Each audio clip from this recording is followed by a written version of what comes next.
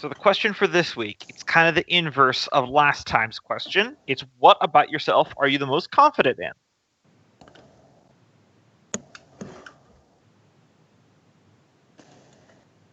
That's a bad sign. What is this confidence you speak of? Yeah, that was beaten out of me a long time ago. The whole world in general just kind of beat that out of you. I mean, despite the dice rolls trying to prove me otherwise, Nolgrim would say his knowledge of dwarven history. Nolgrim's really accomplished at speaking to people. Didn't say that he responded well to it, but he's very accomplished at doing it. Okay, that's Nolgrim. I don't have the switch, guys. Come on. I think Freya would be, you said the most confident or most proud? Which one? Yeah, confident, but proud is applicable too. Yeah, in her, while she's still learning, she is very much liking the pace at which she is picking up making these magical machines.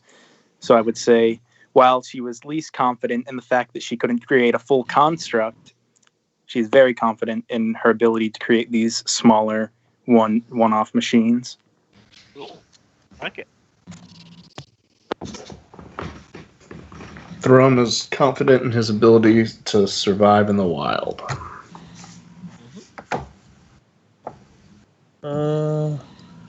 Fergis is starting to become more confident in the fact that he seems to be having a knack for mediating disputes between people.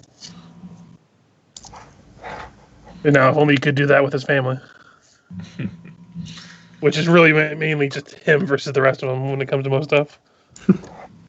All right, that just leaves Taskill. Yeah, so he's most confident in his... yeah, the easy way would be to say his confidence in his faith and fights the mountains and mights of fire and his ancestors. Kind of feels like that comes with the territory of being a cleric, though. I know, right? That's why I said it's the easy way. Yeah, not a lot of wishy-washy clerics. I mean, you'd hope not. I don't know. That god of apathy is. That's pretty. That's a god I can get behind. Yeah. And I suppose. Yeah, I guess. Maybe next week. I mean, I guess if I don't have a choice. The other thing I was thinking was he's proud of how Freya's handling herself on this adventure. I mean, proud of his kid. That's a good one. Yep. Of course, now we're trapped on a boat with some sort of invisible evil thing that was killing all the humans. Yeah. That's also got to suck for most of the dwarves here, is they're on a boat. They're surrounded by water, and they have to deal with this. Oh, yeah.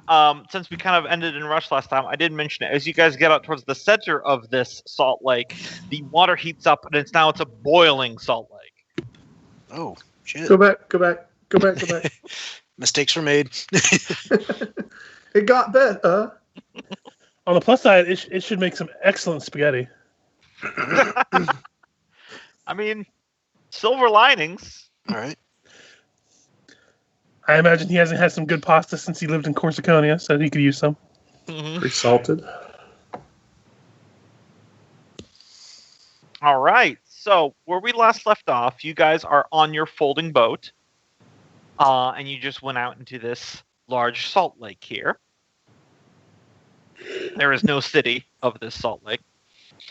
I don't know why that joke popped into my mind, but anyway.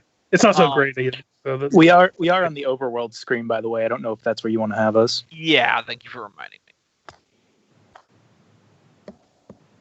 me. Better? Yep. All right. And if I remember correctly, Taskill had just done Detect Evil. Yep. And had seen that it was on the boat following you. Now, you're finding that as you guys are pushing out farther away from the path of walking madness. Taskill, you're noticing that your detect evil is becoming more precise. Perhaps maybe had something to do with that tunnel itself just kind of radiated evil energy, or if something was obfuscating it. But the farther you get away from it, you're actually able to narrow it down to an individual person. And that person is? It's definitely coming from Miku. Mm-mm. Now, depending on what you guys do, I just want to let you know, reading Folding Boat, the item description, I did not make a combat map for Folding Boat, purely because it's described as 8 feet wide, 25 feet long, and you guys brought 2 large creatures and 6 other creatures. So the entire thing would basically just be a pile-up of tokens that we just be staring at while we do dice rolls. So if you do anything, we'll just theater of the mind it. All good. Because if you use an area of effect spell, all of you. It hits all of you. That's Shatter. Oh God. So yeah, you get this information, Taskill. The spell gives the information to you silently, so no one besides you knows.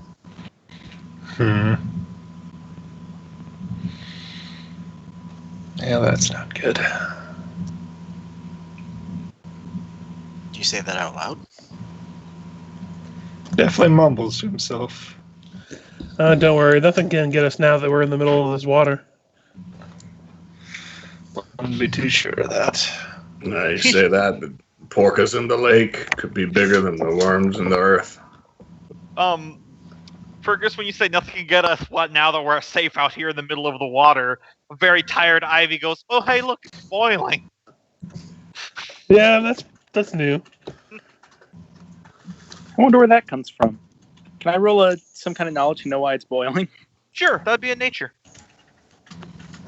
All right. Nature.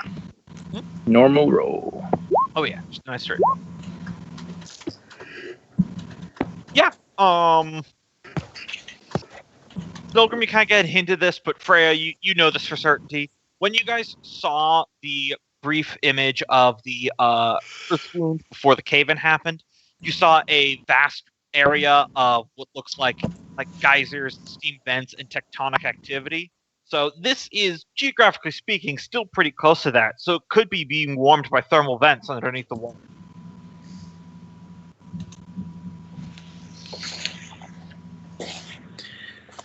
Yeah, she would relay that information very snarkily to everyone else who doesn't know it. Jeez, don't need to rub it in. I probably ought to steer clear of the biggest bubbles. Yeah. Out of do any of us know this has damaged our boat being on this water that's apparently boiling? So far it does not appear to be doing so. Let's just steer clear of the middle there, where it's the hottest. Yeah. I can't imagine it'll be good for the wood in the long run. Being magic might help it a little bit, though. Yeah, but that's a fair point. Normal wood will be prone to warping and bending under heat and moisture, but hopefully magic is a bit more resilient than the normal stuff. Mm-hmm. So, Taskill, we all clear? No, whatever it is, it's still following us. Nolgrim will look around. Kind of limits the options now, doesn't it? So we can probably rule out your bat. I don't know. I'm still pretty confident that there's 2 of them, one for each sort or area where he found murdered or slain people.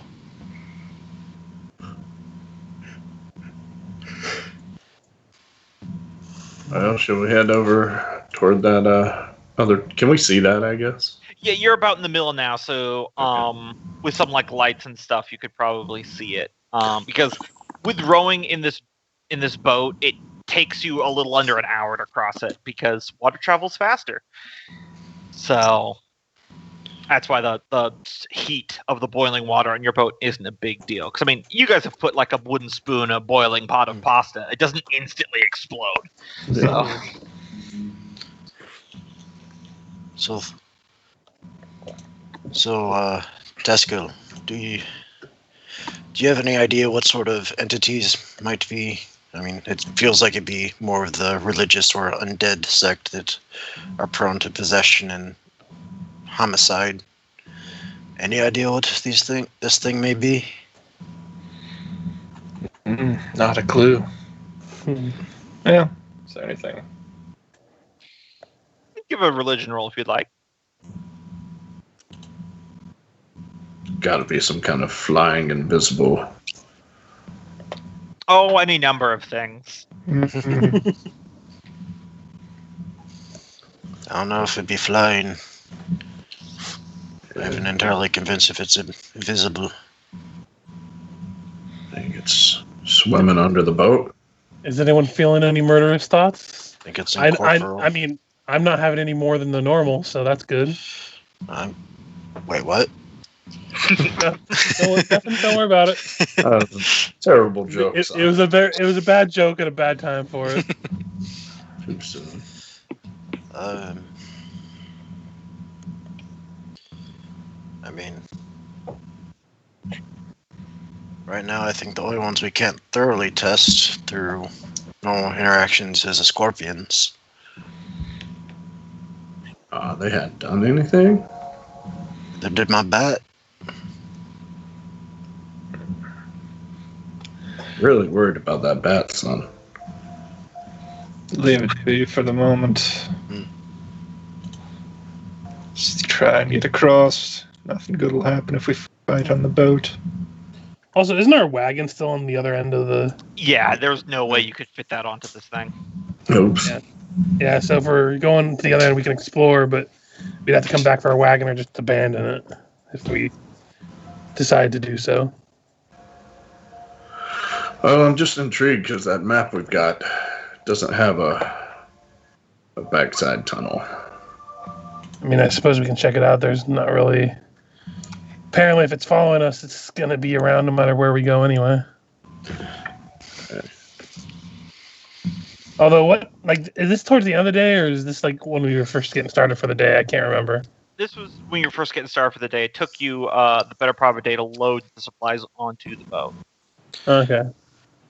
I mean, out of curiosity, do we have a means of making holy water? I think that might be something that might work as a test. If not, well, it doesn't hurt. I don't really know how to puncture holes in water, sorry. Oh, you mean the religious kind. Well, we were on our dad joke game tonight. I picture it also being like, not a lot of us have probably slept very well recently. Because we keep getting woken up, and one of us hasn't slept for like 4 days. Yeah. Or Ivy. Although, didn't you say that, that a lot of that ominous feeling faded once we got over the water? Yeah, but you have only been out here for like 30 minutes. That's not equivalent of a full night's sleep. That's fair.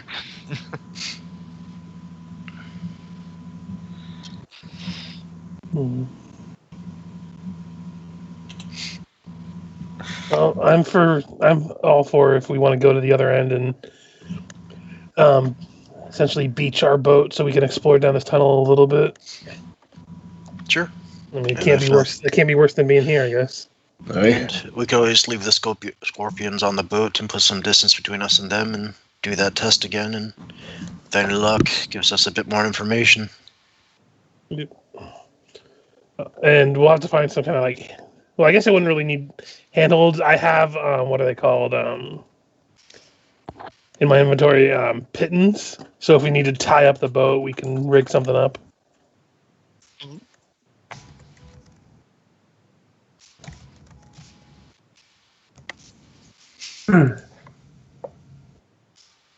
All right. So you're heading out to the coast there. One moment.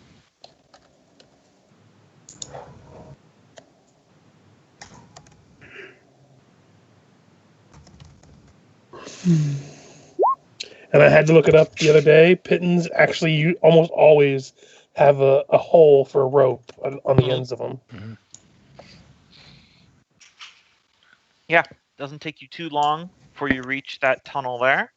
There isn't really a beach. It's just kind of like a hole tunnel going into the side of the cavern wall.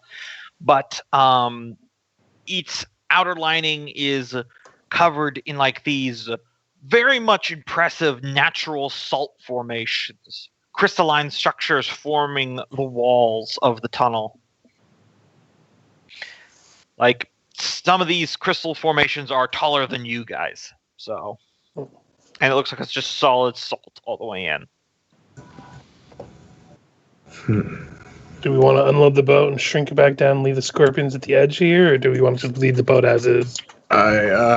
Everything, just out of character, everything we've got can fit in the bag of holding right now. Okay. So I would say while we're unloading the wagon, we're just loading it into the bag of holding, if that's all right. Yep, they're fine. So we can get the scorpions out and like tie them to, somewhere nearby here if we need to, and then shrink the boat down so we don't leave it in the boiling water. Mm-hmm. Sounds good. Even if it is magical, I don't think leaving it in the boiling water for a long period of time would do it any good. Let these scorpions kind of rummage around. Is it boiling here on the edge? It's more warm here. Okay. I mean, I mean, that's probably good for scorpions if it's not too. Yeah, like as long as it's not burning. I think they like warmth, don't they? No idea. I Shoes? I don't know. As we debark. They're not spiders. They're outside of Gombo's specialty knowledge at this point. Listen, so many spiders. Oh my god. I'm like, for this dungeon, this was earlier the observatory, I'm like, I need spider swarm. I should get a token picture for that. Google image later. This is unpleasant. So as we're debarking the boat, take Freya aside and tell her that the Father Mountain has shown me that whatever it is inside Miku.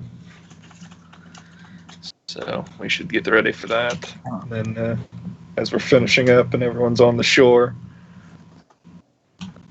kind of Telling Freya to get 50 clicks out. cast Dig up a high spot. Cast again and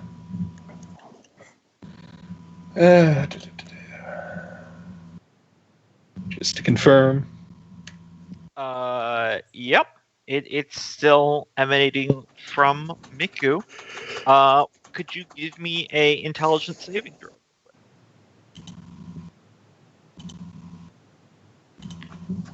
Yeah. Awesome. All right. Let's see here. Pending death. Okay. You're lucky there. So you just take 9 psychic damage from an unknown source. Just massive brain stabby headache.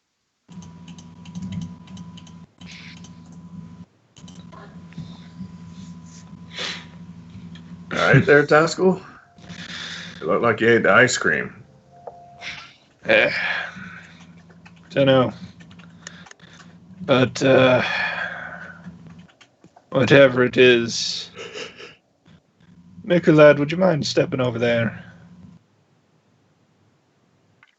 Oh, sorry. Did you say Miku? Yeah. Roll me a persuasion. Or sorry, a deception. That's gonna be bad. Swingy D20. Do a quick roll here.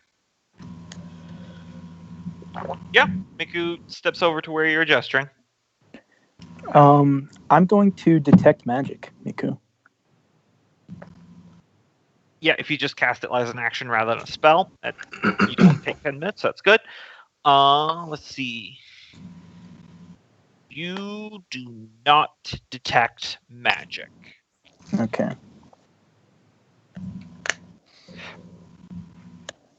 Just look at Taskill and give him a head shake. No, nothing that gives off a magical aura. Well, that thing that's been following us. Whatever it's doing to the bodies of the people. He had noticed rather recently that haven't seen Miku sporing people. That's a fair point. Huh? I was just not being talkative around the humans. I was actually thinking about that just a second ago, but I was waiting for someone to address my character about the whole him being possessed apparently. But this is us. Are we all like talking together while he's standing over there? Describe the situation for me. You guys were you docked the ship, Kind of. unloading it. Because I'm just gonna say it to be very pointed if everyone's having a huddle except for Mick. I figure about 10 feet away.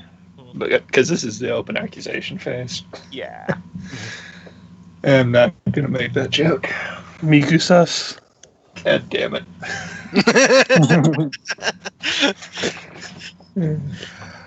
Toss him into the brine pit.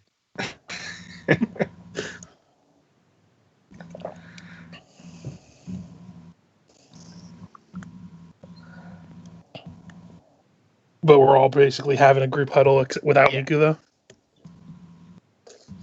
Is that essentially what's happening, or? I don't know. Kenneth just addressed me about it, and I just... And this is on you guys to address the rest of us, so that's why I was asking. Are you guys asking. all having a big group huddle? Yeah, I guess. I mean... Yeah. Once Freya, detects magic on him, doesn't detect anything, I guess we would go and get the other members of the party. Okay, so you guys are having a big huddle and Mick is 10 feet away. Sorry. Continue. I was just wanting to know the scene. Yeah, I think whatever it is in Miku. Doesn't quite know how to work his mushroom. The question is this like a permanent thing, or if he can't speak through Miku, does that limit the range of this thing's abilities to do anything to us? I don't know.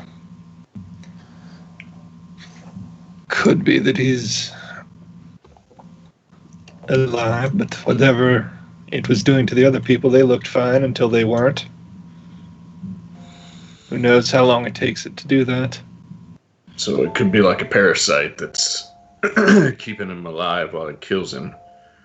And then when it's done with it, it just lets his body go and transfers to another one. So it would seem.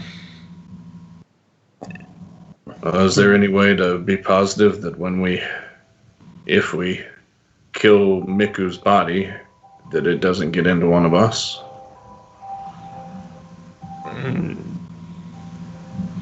Are they going to perform a sort of exorcism or something? Yeah, could try cast some protection from evil on him, but Power of the mountain compel you. While everyone's discussing this, I need all of you to give me a wisdom save. You want me to roll for Ivy? No, she's actually farther away from you guys. Okay. Save for TPK. All right. possibly. So Taskill and Fergis, you failed. You got confusion. Good old spell.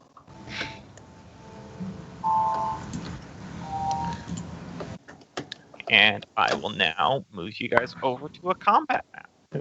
I will say this spell, I have seen it used so much because in the other group I'm in, before we had to take a hiatus on the main campaign we were playing, I have a sorcerer and a bard that both use confusion like every combat. And holy crap, is it effective? You guys can see, right? Yes. Awesome. That my thing worked. Yeah. So, those of you who are confused, just put like a little dot on yourself, real quick. I just see if there's any confused token to use. I don't think I actually got one, but There's an overdrive one. Question icon. There we go. oh yeah, that's a good one. Such a fun spell.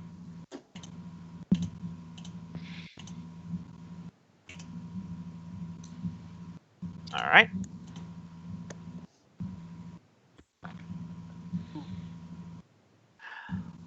Lucky surprise round then.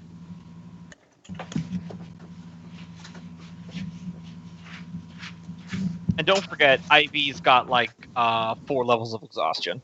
Does that give her disadvantage on initiative? I believe so. Either way, it's not. She's rolled about average, so. Yep. Yeah, that'll be lower, so that'll be her initiative. When everyone's ready, just let me know. I'm good. Okay. I just reloaded because. Give me a second. Yeah, the map was coming in at a pretty low resolution, which it does sometimes. Yeah. Yeah, I can't. I can It's better. roll. Better now. You guys might have to tell me if there's something that's on the map that I can't see. Can you see the dragon? What? All right. So. Mushroom dragon. I don't think that one's been done yet. Maybe fungal dragon? A flagon. Well, you just ruined the end of book 2. The entire campaign is not going to be fungus themed. No. Also, I don't know if you guys can see it with your dark vision, but there's a blue line over here. That's the water. I just adapted a generic cave for this encounter. That works. So yeah, Nolgrim, you were all discussing, and then you all just kind of got like hit by like a wave of like brief dizziness, but then nothing else happened. Can we tell where it came from? No. Oh. With a Even though it has a verbal, semantic, and material component? Yeah, I just Could be a copy pasted spell-like that ability. from the Okay. compendium. Out of Okay. character, I'll let you know it's psychonic casting. They can do it without any of that garbage. Got it. I was just making sure. Nolgrim's going to. And yeah, the map came in at the proper resolution now. Nolgrim's going to walk over here and just kind of look at Miku and say, "How you doing, buddy? It's been a while since we've chatted the whole weirdness of the cave." And basically, Nolgrim's going to ready to cast Armor of Agathist if Miku takes any overt hostile actions like goes for a weapon or anything like that. Okay. But otherwise, he's just trying to see if Miku will at least try to talk. Yeah, you do know that often it'll take him a second. Mechanically, it is an action for him to release his Reforce Force, so he won't be able to respond right away. Okay, that's fine. Yeah. Like I said, just ready to cast Armor of Agathis if he goes for anything that is overtly weapon-esque. Absolutely. Freya. All right, I'm going to step over here. I'm going to prepare to cast Fairy Fire if Miku does anything. And then I'm going to move the Steel Defender over here. And then can I prepare with him? I'm going to say no because you used your bonus action to move. Okay, fair enough. If he had stayed still, I would let you spend a bonus action to prepare. That feels fair to me. Okay, in that case, then I might have the rest of his movement go somewhere over here. I don't think he has vision, but he doesn't need to because I can't see what he sees. Yeah, that's what I figured. And that's going to be my turn. All right. Thrum. Oh, Miku, my boy. I'm afraid that thing's inside you. Just forget beating around the bush. Yeah. Just Are you beat gonna him with go the large? bush. Bonus action. All right. You're gonna have to work with us to help us get it out of you. And prepare or save his standard to grab him if he makes any attacky type moves. The ghost in the head is worth 2 in the bush. Fergis, roll me a d10 to see Yep. what you do. 8. 8. Let's see. Uses its action to make a melee attack against a randomly determined creature within its reach. Currently it's only Taskill. Yep. Mm-hmm. And I'm pretty sure this would be a sneak attack. Yep. Oh God. So I'm going to let you keep me honest, Gombo. Would I be attacking with my main weapon, which would be the stab shroom? Yes. Okay. I think I missed, though, so...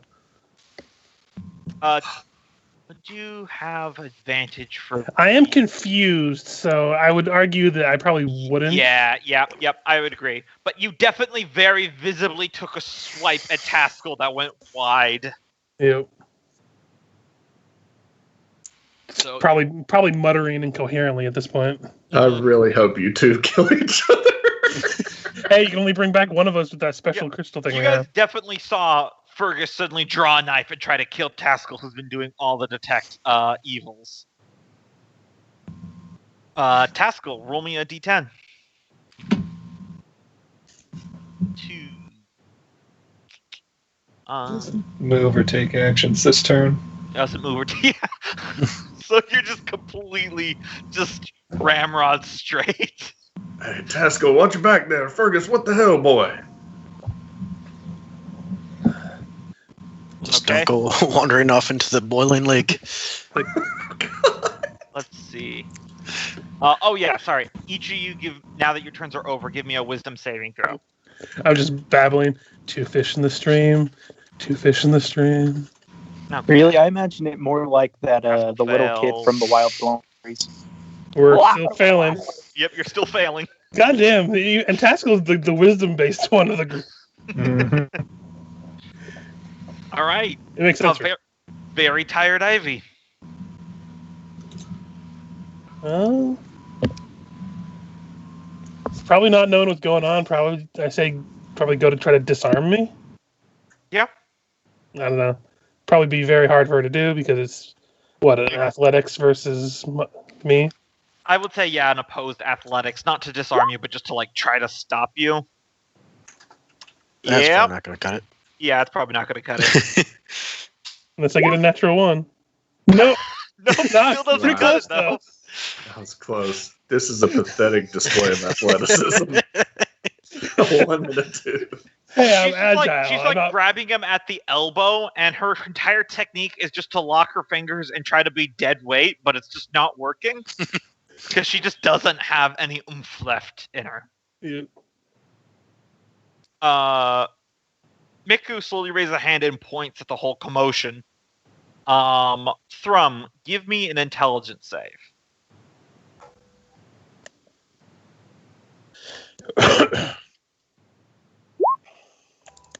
All right. First things first. No matter what, you take 9 psychic damage. Let me roll something else. Oh man, I cannot get high roll on that. Okay, so you just take 9 psychic damage from unknown source.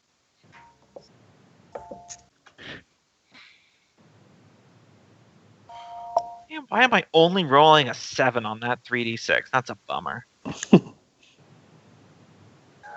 I know what you're trying to do. You shit. I mean, unless Thrum's intelligence is 7, which I don't think it is. It is. It was an 8 save. He's got a 12 intelligence. Okay, that's what I thought. Okay. That's Miku's turn. Nolgrim. Alright. I'm going to say, God damn it, boy. Say something, or we'll have to smash that penis head of yours in. Smash him. He just attacked And, my head. and then use a vicious mockery on him. Okay. Oh, vicious mockery. That is a wisdom saving throw, if I remember correctly. Yep. All right. What's the DC? Let me see what my spell DC is.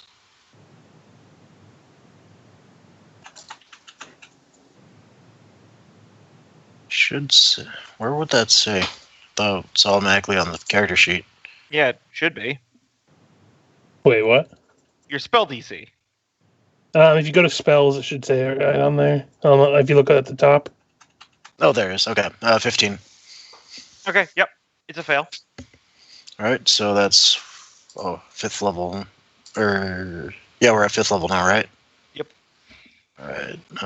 Doesn't look like it has any higher damage though for higher levels, so just 1d4. Okay. And it has disadvantage. 4 psychic damage, and it's got disadvantage on next attack. All right. Q doesn't seem to move a whole lot. He's just still pointing frantically at the whole squabble going on over there. Freya. Yeah, I didn't trigger the prepared because he did not do anything technically. Nope. So I'm going to turn around and cast Web on Fergis.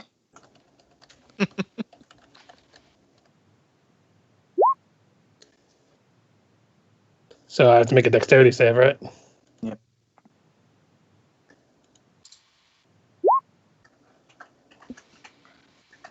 Probably fails, because today's my day to not roll high. But if you saw what I put up there, Vicious Mockery does increase in damage. Okay. So I'll add 1d4 to that. When you said that, I'm like, that doesn't seem right. Yeah, it seemed weird. All right, so that was 5 total psychic damage to. Okay, you are restrained, Fergus. And then I'm going to order the Steel Defender to grapple Miku. All right. That will be an opposed athletics. Yep. Moving in here. Ooh. Athletics. Natural 1. Well, so let's if you hope don't I get don't a roll the same. if you don't get a natural 1. 15.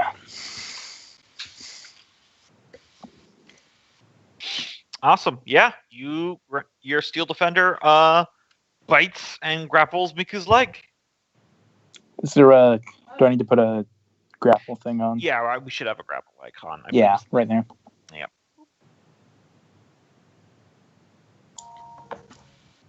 Awesome. That's my turn. Thrum. Thrum remembers seeing something last time this kind of thing happened. Something on the ceiling. He's going to check out the ceiling real quick. All right, give me a perception check.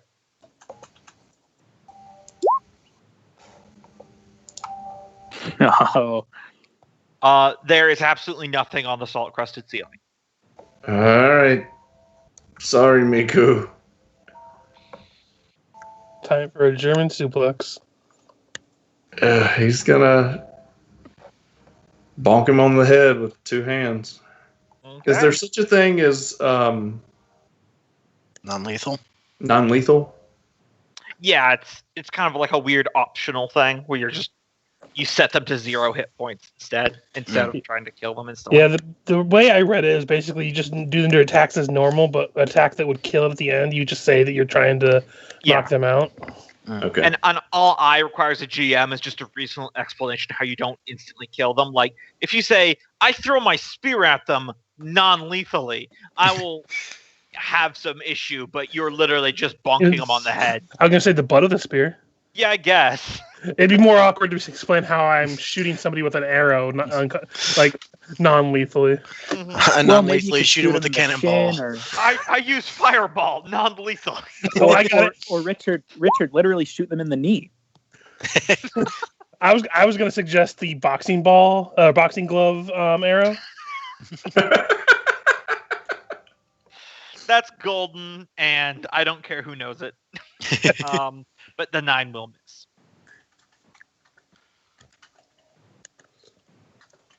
All right. And he's going to go into a rage as a bonus action. Okay. Yeah, the steel defender and Miku are rolling around on the floor, and you can't quite hit him. Well, Miku's still standing, so it's more like he's just hopping on one foot Nah. because prone is a separate condition. So let's see. On a 9 to 10, I can speak normally.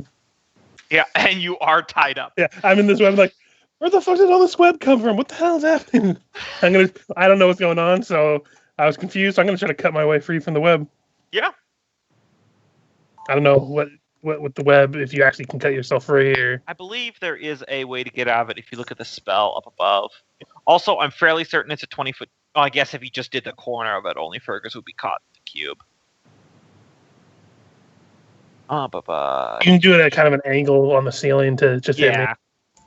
Yeah. Each creature that starts its turn in the web or enters that web is dexterity saving throw.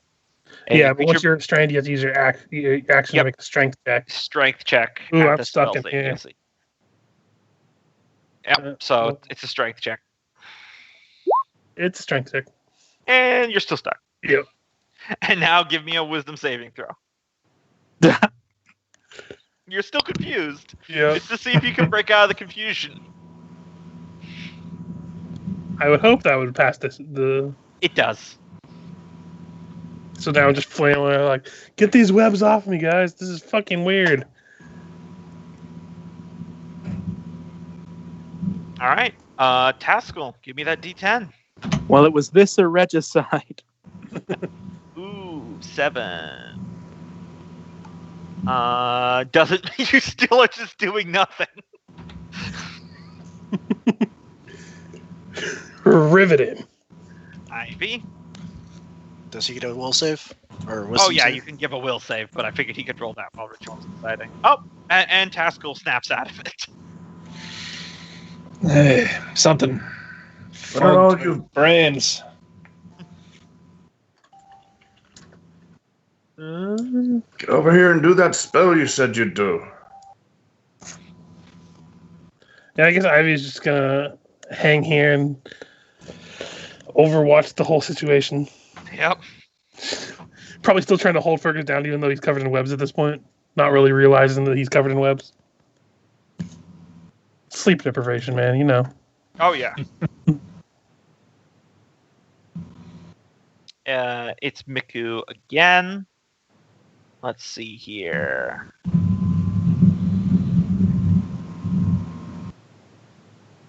What would be the move? Oops, did not mean to click that. That was a wrong button. I was trying to look at what it did, not bring up its card. You know what? I'm gonna go with the basic idea. Miku is just going to, at disadvantage, try to punch Thrum.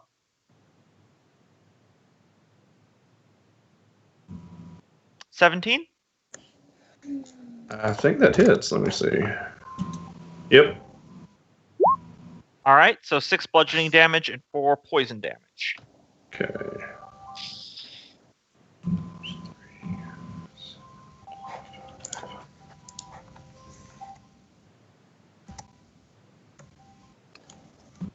Wait, so he got inflict wounds and punched?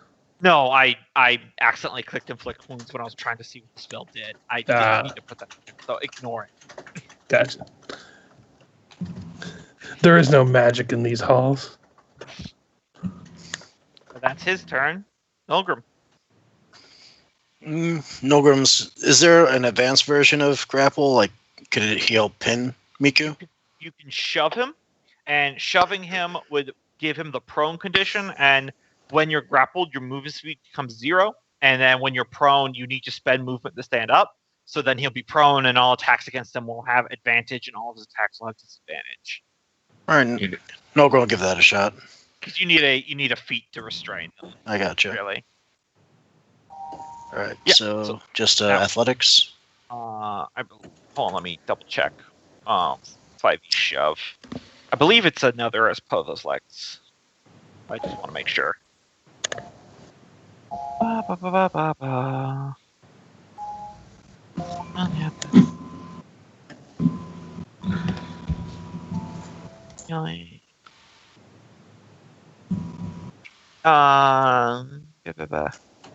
Scrolling through the wiki.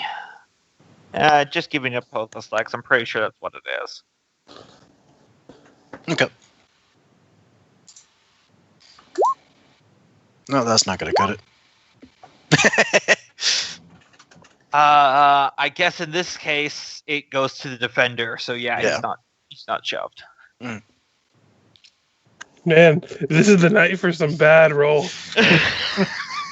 Yeah, you just like wrapped your arms around his waist and you're trying to knock him over, but it's just not taking. He'll call out, Taskill, can you help out? See if Father Mountain can help get whoever is doing this to Mika. Freya. Okay. How to not kill him? Steel Defender can also try doing the shove action too. Yeah. Do that well. Yeah, I'll go ahead and do that. So Okay. is that just another... Opposed athletics. Yep. Technically, I believe he could use acrobatics, but his acrobatics is so much lower. Oh. Either way, it wasn't supposed to be disadvantage, but even 18 was still lost to 21. So, prone. Fieldman just jerks his leg down and he falls down. Yep. And then Freya will... Let's see. Let's do Fairy Fire. Okay. Oh, wait. Actually, I was just going to bring this up. If he's prone... Yeah, all wait, that is attacks a against 20-foot cube. Never mind. I always forget Fairy Fire is that Yeah. big of an area. I was also going to say all attacks against him already have advantage anyway. So Yeah, that's true, because he's... Yeah. it's a little. So, instead, I really can't think of that much to do. You could just run up and start bludgeoning him if that's what you want to do. Yeah, I guess. I do have a great club. I always forget that your melee weapon's a big stick. I mean, if- have a great club, and then I have the battle axe. Well, to be fair, he hasn't used the melee attacks since session 1. Yeah, pretty much. No, I used one during the trial battle. Which draw battle? I think you The meant one- this festival. Yeah. When we were protecting the Deep Gnome city. Yep. I was using melee attacks. All right. So you can So- you can club him at advantage. Club at advantage. Yep, that'll do it. 4 bludgeoning. Yep. Just Bonk. whack right into your face. All right. Thrum. Join the party and beat this poor soul down. Are you just stomping right now? Yeah, he's just gonna stomp on him a couple of times. That'll hit. Also, I just realized. So let's see. That'll be 13 damage. I think you get a second attack, Michael. Yeah, he's the only one that has multi-attack right now. Yeah. So you can take a second club attack if you want. 'Cause it's- Even with the move? I thought it was Yeah. only... It's not Oh. Pathfinder. You can move as much as you want and attack multiple times. Oh, cool. Yep. Yeah, and you can even attack, move, then attack. All right, and the attacks are Much the less same, restrictive. the same Yep. thing, right? Yep, still advantage. 20. Yep, that'll hit. 4, 5 more bonking damage. Yeah, Miku's looking pretty fucked up. Let's just Which, by the way, let's look at this. This is pretty impressive on Freya's part. If you think about everything she's done so far. I just love the fact that's like the dog yanks him down, and then Freya comes up with, is it like an actual wooden club? I forgot what your great club looked like. I never really thought of it, so I guess, yeah, just a wooden club.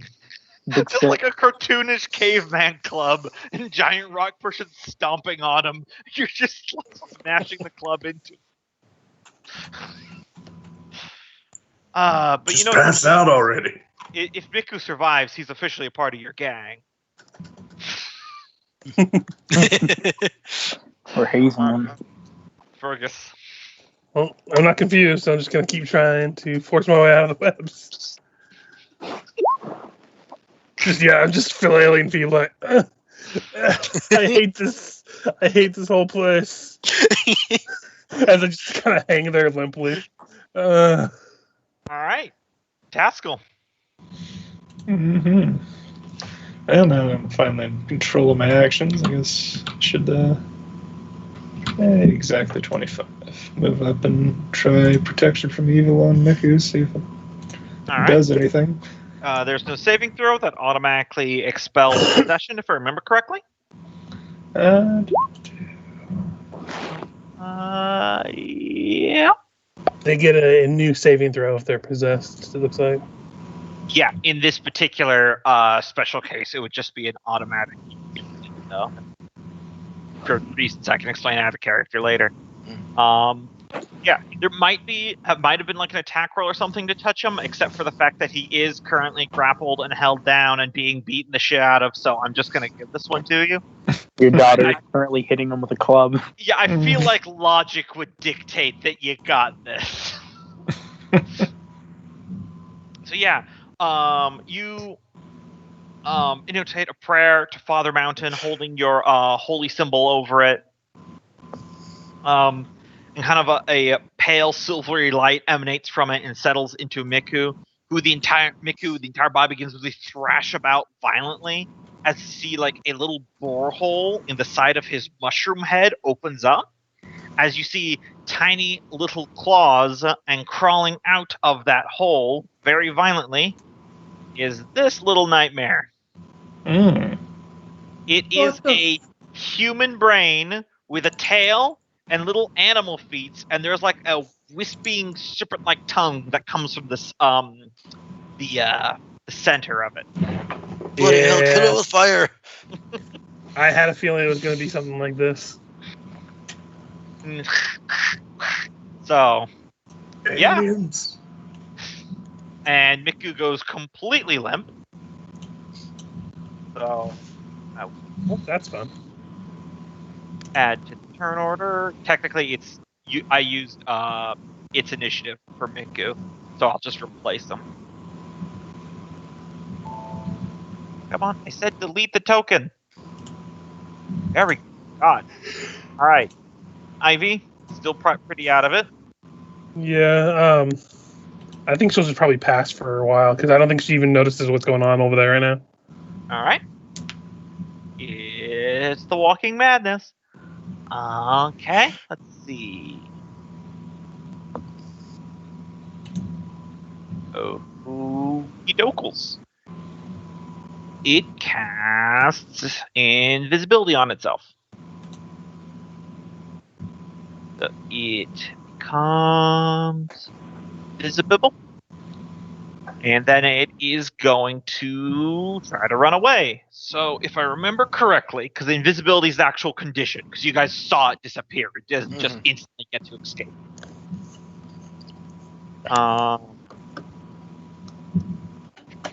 Attack rolls against it have disadvantage. So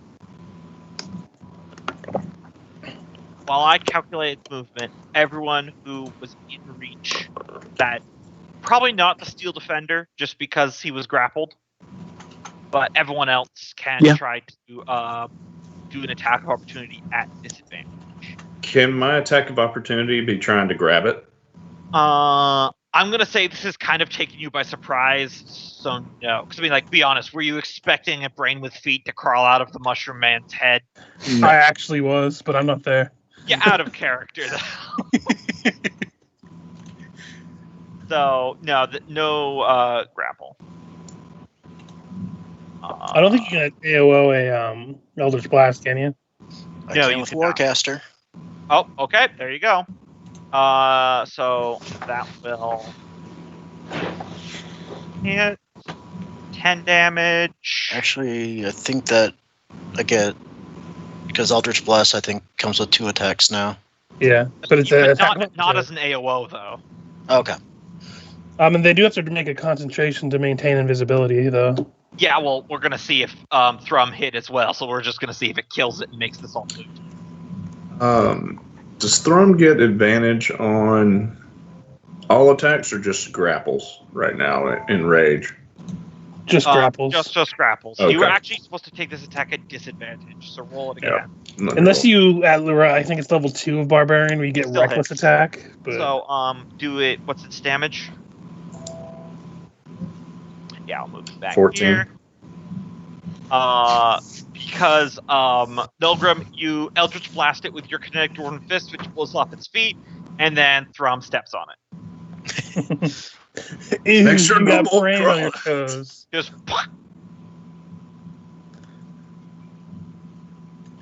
Why do I And- just picture Thrum the entire time he's been barefoot, and every time he grows in large, it's just like weird stony feet.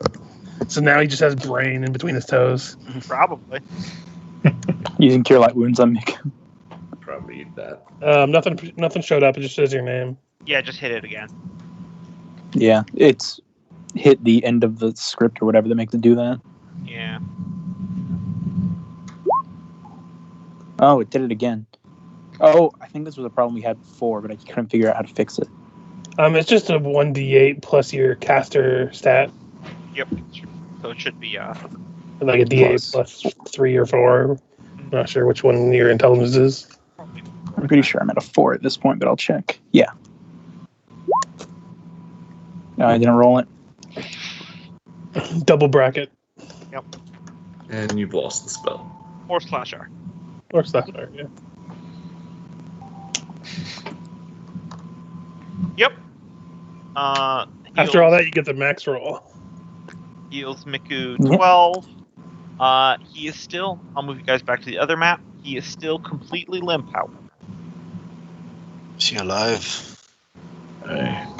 How do you check a mushroom's pulse? Does he You have can a still- pulse? You can do a medicine check. Meanwhile, I'm like, guys, I'm still stuck here. I got a 2 in medicine. What are you doing messing around in the cobwebs? Well, I don't remember getting in here. Give me just a second to see if I can do anything really quick. Nope. Yeah, sure, no problem. So you're going to roll medicine. Taskill and Freya, through whatever method that I, real life me, cannot comprehend, you do determine that Miku is still alive, but is in like a catatonic state.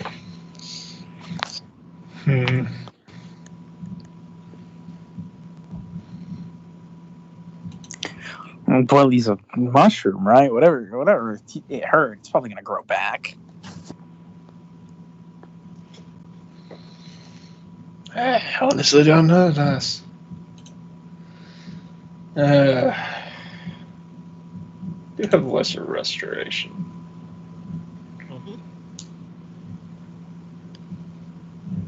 I'd say it's worth it. Yeah, I mean, it would have to be a disease or a condition. Good for it, Blinded, be a deafened, condition. paralyzed, or poisoned. Hmm. Yeah, screw it. I haven't used a level 2 yet. Okay. So, You use Lesser Restoration, and it has no effect. You think Didn't you think might so. need the more powerful version of the spell. yeah.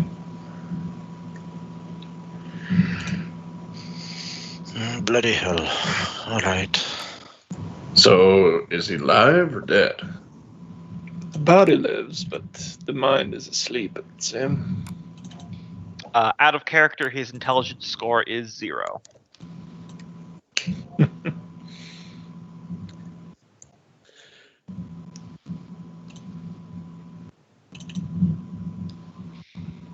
So yeah, with a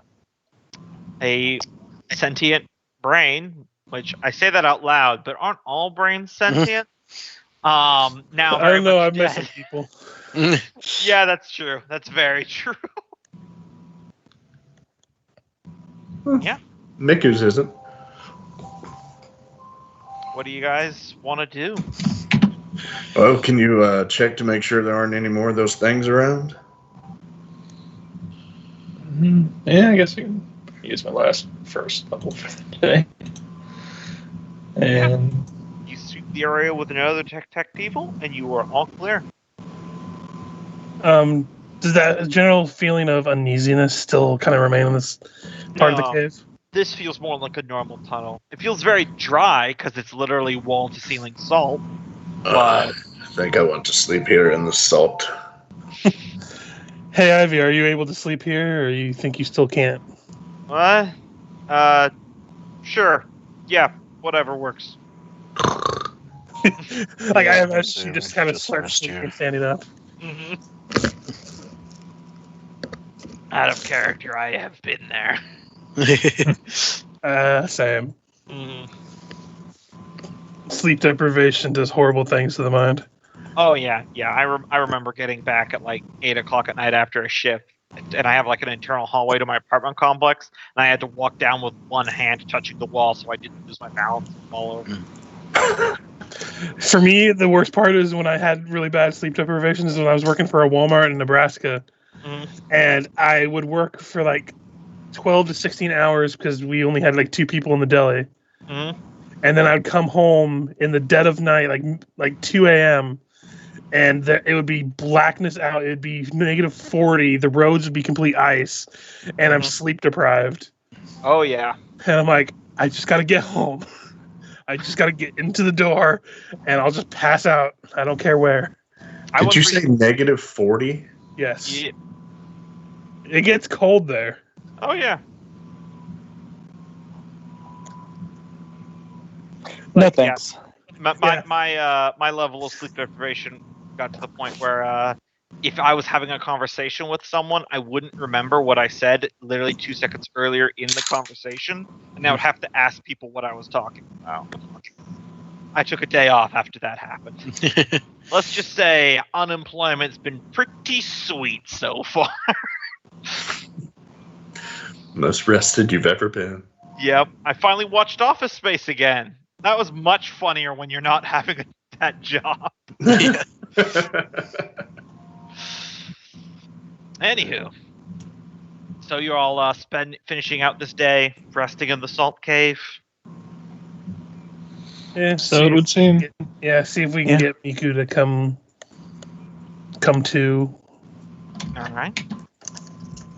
Day 201 of the expedition. You guys actually managed to have probably a more restful rest than you've had in a while. Miku is able to do a full heal from a long rest if you want to mark up his sheet, but he is still in a catatonic state.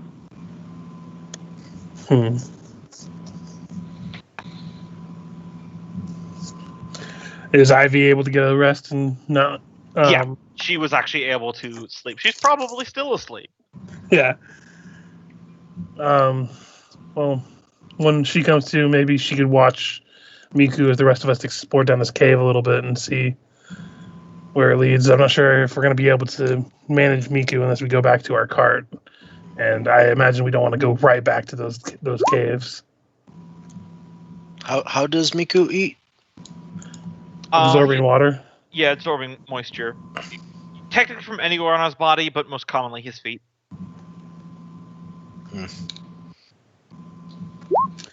Let's get 2 flower pots and just stick his feet in there.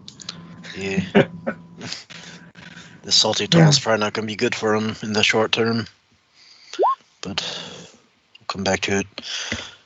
That's why I figured maybe spend a day heading down this tunnel and coming back. See if it might lead anywhere, or if it's just going to wind up being a dead end. Yeah. Works for me.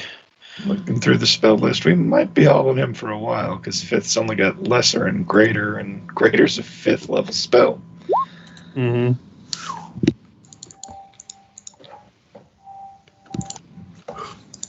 Doubt it would do anything, but I have that forget me tea. Maybe we can make him forget his mental instability. I feel like that would just make his head explode. I love that logic. It's like, Chuck, I figured out how to get rid of your PTSD. I'm just gonna keep hitting you on the head till you have amnesia. You'll forget you're in a coma. I mean, if it works, it works. Yep. That just might be crazy enough to work. Won't get us all killed, but if we're all killed, we're not going to have to worry about it anyway. Miku explodes. You all take 20 d8 damage. Shit. Hey, Hey, that's still a possibility of only 20 damage. Mushroom cloud.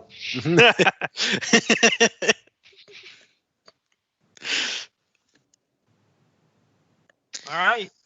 So the dwarves are pressing on down this tunnel. I All right. This is kind of one of those weird sections because you're like already partially into it, but then it takes the other one's very short, so you're gonna get both in this day. So 1 second, you'll see what I mean in a second.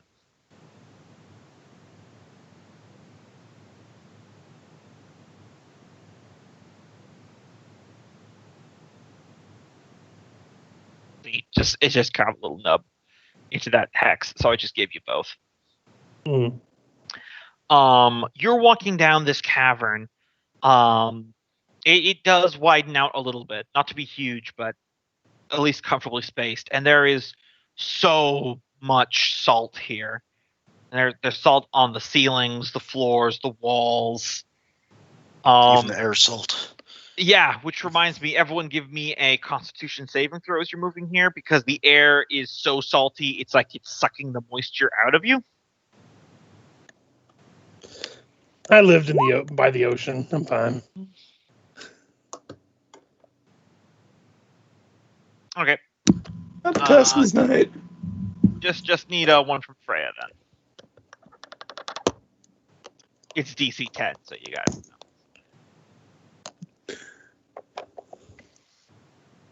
Michael?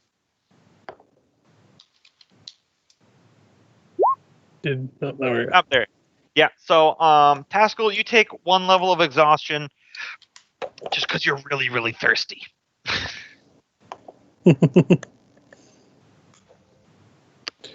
Anything look like anything interesting at the end of the tunnel, or does it kind of just It turn widens into like out solid salt? into a larger cavern that rises up above your head, and there is just absolutely beautiful, massive salt crystals. Some of them are pure, almost looking like diamond in their glassy perfection. Fergis, you kind of have a mind for criminality and business, correct? Mm. You would know that salt is a pretty sought-after commodity on the surface. Mhm. You're looking at a fortune here. It's like 100 gold per pound of salt, and you got thousands, if not millions, of pounds Yeah, of salt all through here. I would be like, guys, forget mining any kind of metals. This right here we could just buy a new country instead of living down here.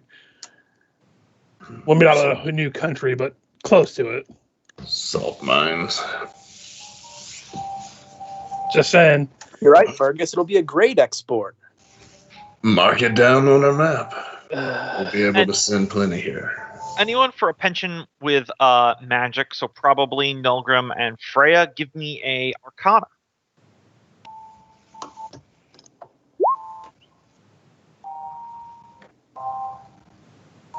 Okay. Oh, yeah. Nolgrim or Freya, you kind of come to the same conclusion close to the same time independently, is that there are some of these like pure salt crystals. Like, let me make sure I get the actual term correctly. It's halotite. Some of these crystals, which is the mineral form of salt. These like fist-sized ones, some a little bit bigger, that look basically almost indistinguishable from normal diamonds, have a sort of pure earthen power to them that you both figure that if you could extract them, they'd not only be worth quite a bit, but they'd probably be a component in magical item crafting. Things like stabs or orbs, or as a focus for certain energies, would go really smoothly through these. Could I use my gem cutting skills to try to harvest them? Yeah, absolutely. While he's doing that, I'm going to scrape together just some loose salt for meat preserving. Yeah, I'll help him with that. Yeah, just refill. Do I need to roll for the? In this case, yes, because a mistake would mean that you damage the perfection of the crystal. Right, but what do you want me to roll?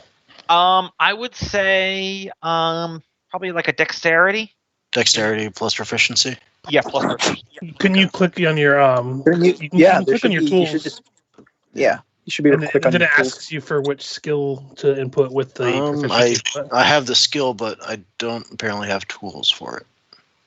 Well, either way, I can create any tools at will. So Freya can loan you. All right. Like, I left my tools at home. Oh, don't worry, I got it. Click. What do you need? A wrench? Here you go. A hand auger? Here you go. Swiss Army tools. And would I be able to get advantage from stone cutting?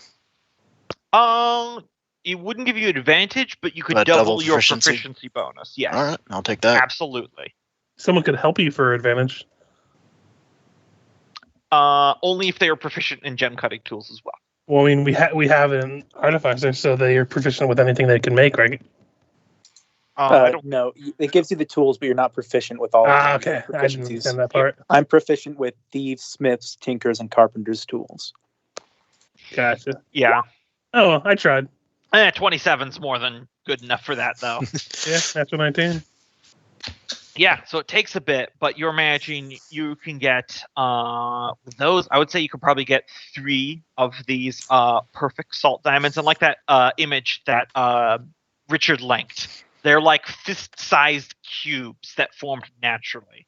Not dissimilar in appearance to like the Tesseract from the Marvel movies. Ooh. Just minus the glowing. Or any Minecraft block. Pretty much, yeah. If you have a really high texture pack on. Yep.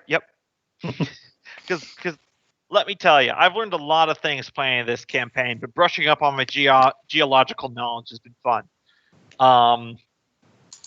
Taskill, you're kind of like watching people harvest salt crystals or scoop up salt. But you hear something from the cavern over your head because it's like a tube going straight up. You hear the scuttling of little feet in kind of snickering laughter, and when you that's not good. look up, just at the fringes of your dark vision for a split second, you see what looks like a tiny little humanoid figure with an overlarged head and a long pointy nose, and it's like got like a membrane of flesh connecting its arms to its legs, kind of like a bat, but it's entirely made of salt. Oh God, it's Michael. Yeah. It's not. No. You're right. The salt can't fly. has all been used up now to clear my driveway. Oh, man. Like Texas's saving grace if they could find this cave.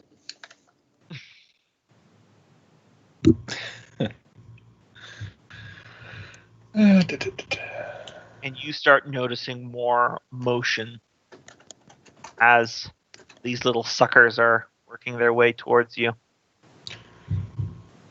Yeah, 60 feet away. Ain't that far. It's just a heads up, people. Be like, At the mention of heads up, Nolgrim's going to just reflexively try to cast Armor of Agathis.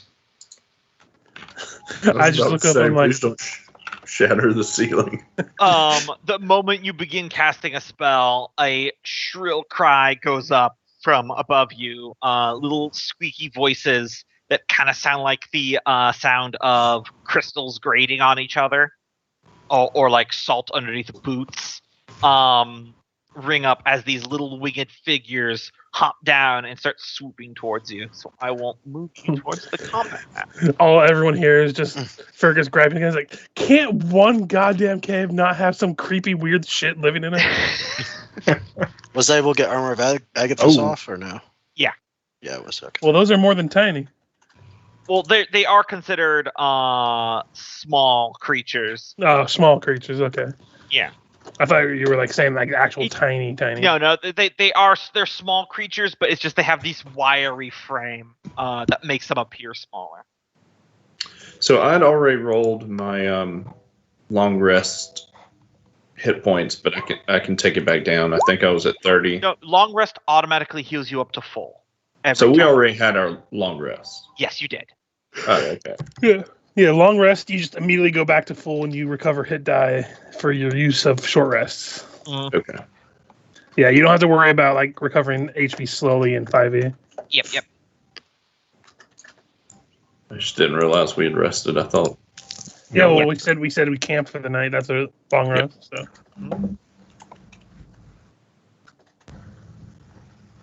Good, because I was cursing y'all for going ahead and trudging on. Nope. You should be fine. Is Taskill still? He has 1 level of fatigue from the dehydration of all the salt. But other than that, Which isn't too bad just for 1. no, it's It's when you for, start getting 2 and more. It starts it's getting for really like bad. skill checks. Yep. So it looks like we still need Fergus. Oh no, I there's got Fergus. on there. We just need Nolgrim then. Oh, right.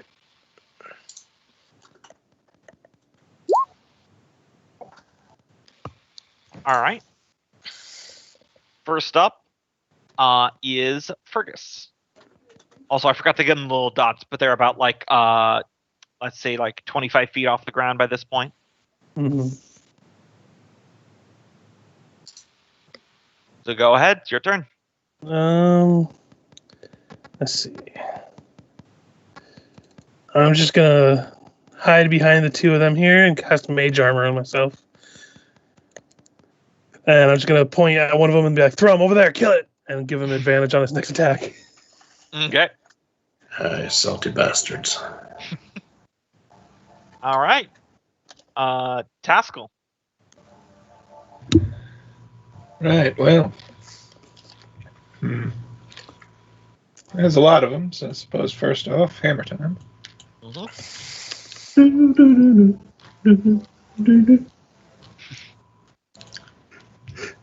Yep, so you can place your spiritual weapon. And then crossbow at the same one. Okay. Nope. Wait, Man, that missed? we've seen more natural ones this day Jeez. than I've seen in a while. So what happens is that you hit the spiritual weapon, and that's what makes it. Yeah, you hit the spiritual weapon with your crossbow bolt. Oh Lord. Well, Yep. Nolgrim. Or we'll start by throwing a pair of Eldritch Blasts against this guy. Okay. First one, That'll hit. and second one. Yep. You hit him with 2 forces of pure kinetic energy, and he just goes poof, and he just poofs into a cloud of salt that just as his body shatters. Then you step and say, "All right, who's next?" I would like to point out that all this salt jokes and everything, I wrote none of it. This was all in the original AP, and it was just hilarious given our Nice. joke. When it's like, by the way, there's this side chamber. It's got a salt lake and a salt cave with a giant salt cavern with salt crystals with tiny salt men that explode in salt. It's like, oh yeah, I had to feel like they knew that they were doing when they made and, that. and they definitely say "fuck you" as they just exploded. All right, Freya. Okay. I am going to. You just hear them screaming millennials as they descend. If you just worked harder, you'd be better off. Oh, Thrum just. Did it say I left the game for you guys? Yeah, you're reloading in it looks like. Or no, you just left in hanging out. You could almost say your computer froze. No, Oh. not this time. Anyway, another salt joke. Just get a part-time job and you can afford that house you want. I know. God. Okay. All those fucking... So what I'm doing is I am moving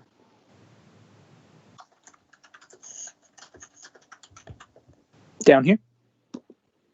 Okay. And I'm commanding my steel defender to attack the one. They are still 25 feet off the ground. So Oh, yeah. Got you. Sorry, I So my forgot to steel give them the defender's blue dots when I was setting up this encounter. Yeah. Yeah, I forgot that you had said that. So then the steel defender is going to not do anything, and I'm just going to shoot twice at one of them. All right. I will shoot at the closest one to me, so that is this one. Yep. That I can see. Yep. Modifiers. Have at it. Gloomstalker. Hit. For 12 piercing. Does not shatter it, so go ahead and give you your second attack. All right. 12. Yep, that just hits it. So roll the damage. Exactly what you need. Yep, your first bolt hits it in its stomach and it goes through, and your second one hits it in its chest, which shatters it, and it just goes bitch, and then just falls in little salty piles. It's amazing these things down here can speak common. No. It's just a weird quirk of nature that the sound of their bodies shattering sound like swear words. Nature's beautiful. Have you seen the blue-footed booby? Or the Blue Man Group? Or how about the bird literally just called tits? Look at that glorious flock of tits. I remember when I heard that, I'm like, man, ornithologists must be lonely. Well, I mean, their name suspiciously sounds like hornithologists. Yep. Let's see. Can Thrum reach 20 feet up? Yeah, I don't think you can reach. He's throwing his spear. Oh, you're throwing it. Okay. Yeah, and I was going to throw it at this guy.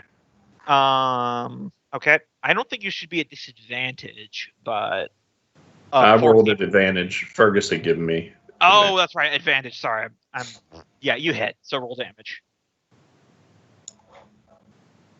Ooh. That's 15 damage. Not enough to kill it. All right. Bring me back my spear, you little salty shit. And now it's all their turn. So they're going to spend their movement to get 10 feet off the ground. Yeah. So this one will move here. This one will move here. This guy will get in close here. Here. All right. So here's what we're going to do. As they all open up their mouths and spew giant clouds of salt in 15-foot cones. Oh god, we better not have any open wounds. This is gonna hurt. So I guess the Steel Defender isn't angled, and they apparently went for the largest group instead of Nolgrim. So Thrum, Fergis, and Taskill, I need you to each give me 6 Constitution saving throws. I'm just gonna roll at advantage Yeah, it's fine. so I can do less. Okay.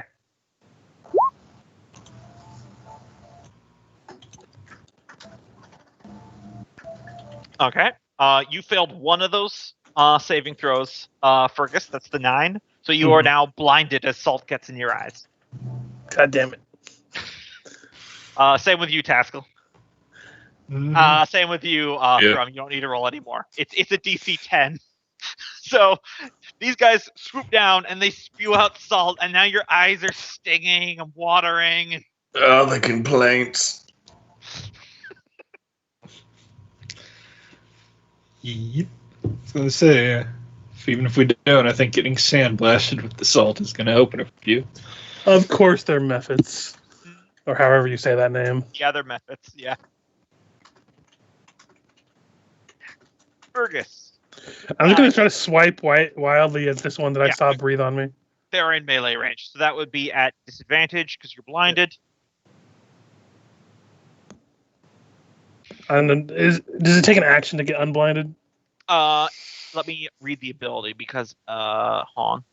Before I make the attack, I would like to know. A creature could repeat the saving throw at the end of each of its turns, ending the effect on a success. Okay, so yeah, I'll just roll a disadvantage. 13. That'll still hit. Okay. Yeah, you scream as just salt goes in your eyes, and you blindly lash out with the stab shrew, and you feel there's like the give if you shatter a salty body, and you just hear the book was better. The what was better? The book was Book better. was better. Oh, well, it was also an extra 1d4, but it doesn't matter because it's dead. Yeah, I forgot to tack on the poison damage. very much dead. Well, they're spoiler, they're immune to poison damage because they have no blood. Salt. I'm just rolling again to test the damage. Okay. Ignore that one. I was just testing. Okay. Right. I will use bonus action to disengage and just run down this way. Just so you blindly swipe and shatter one, and then Freya, you see Fergis just like run out, and he looks like he's red in the face and just bawling from tears.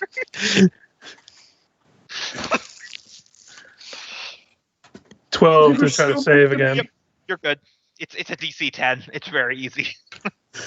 You're saying so much mean things in that cloud of salt. That's my turn now. Taskill. He took 1d6 of feeling damage. Yeah, I'm just gonna try and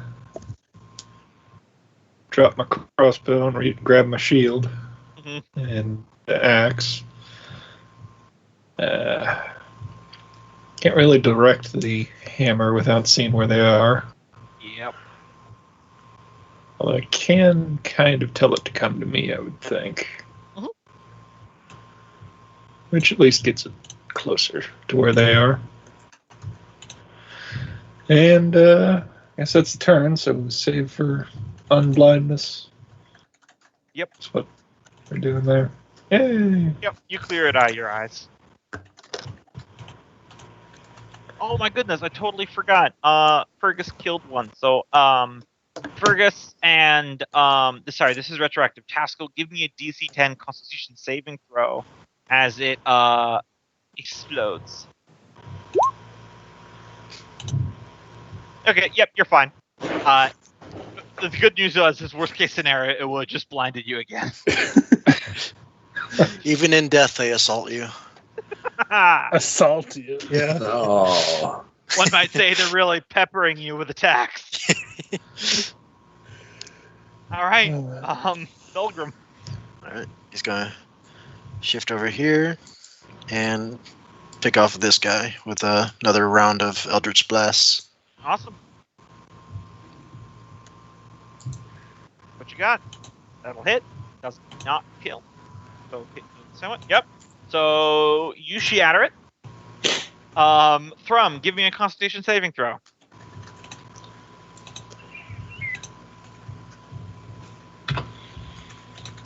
Guess All the right. 19 would have rolled first. Sorry, I still had advantage. No problem. I mean, it's really redundant. You're still blinded, but I was just gonna make a joke about how you just got the salt out and then more salt. All right. So yeah, that's one down. Freya. Going for. By the way, is this one over here? Is that one close enough? Is that one on the ground? Yep. They should all be at around the height where it's reasonable to ever melee attack them. Okay. Then first thing I'm going to have it to do is bring the Steel Defender over here and attack with his Force Empowered Rend. Oh yeah, that'll hit. For 6 All right. force. By the way, yeah, the Steel Defender is really good at early levels, but it really doesn't improve for a while. its tankiness increases. Its damage does not. Yeah. Because its hit points increase with level, but its damage doesn't. But I think at some point it does, but just it does. I think when you get to maybe the advanced version, and then Gloomstalker. Did that take that one out or no? No, Gloomstalker. You did not. Yep, still good. That will miss. And But then you still have one more attack, so yeah. That will hit. For 6. Oop, still doesn't bring it down. And that's my turn. All right. Thrum, you are blind because there's salt in your eyes. All right, Thrum's going to reach out and try and grab this one in front of him. Your token is round. Which one is that? This guy. Gotcha.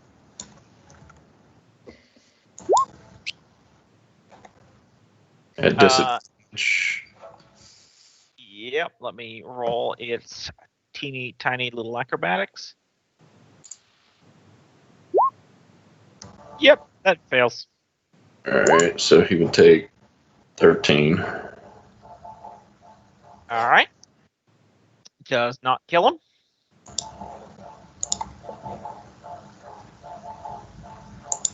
But I got him where I want him. All right. Oh, give me your Constitution saving throw for the salt in your eyes. Mm-hmm. Yep, you clear out the salt. All right. 2 claw attacks on Thrum. 2 claw attacks on Taskill. 1. That'll hit Thrum. 6 slashing damage. 2. 16, will that hit Thrum?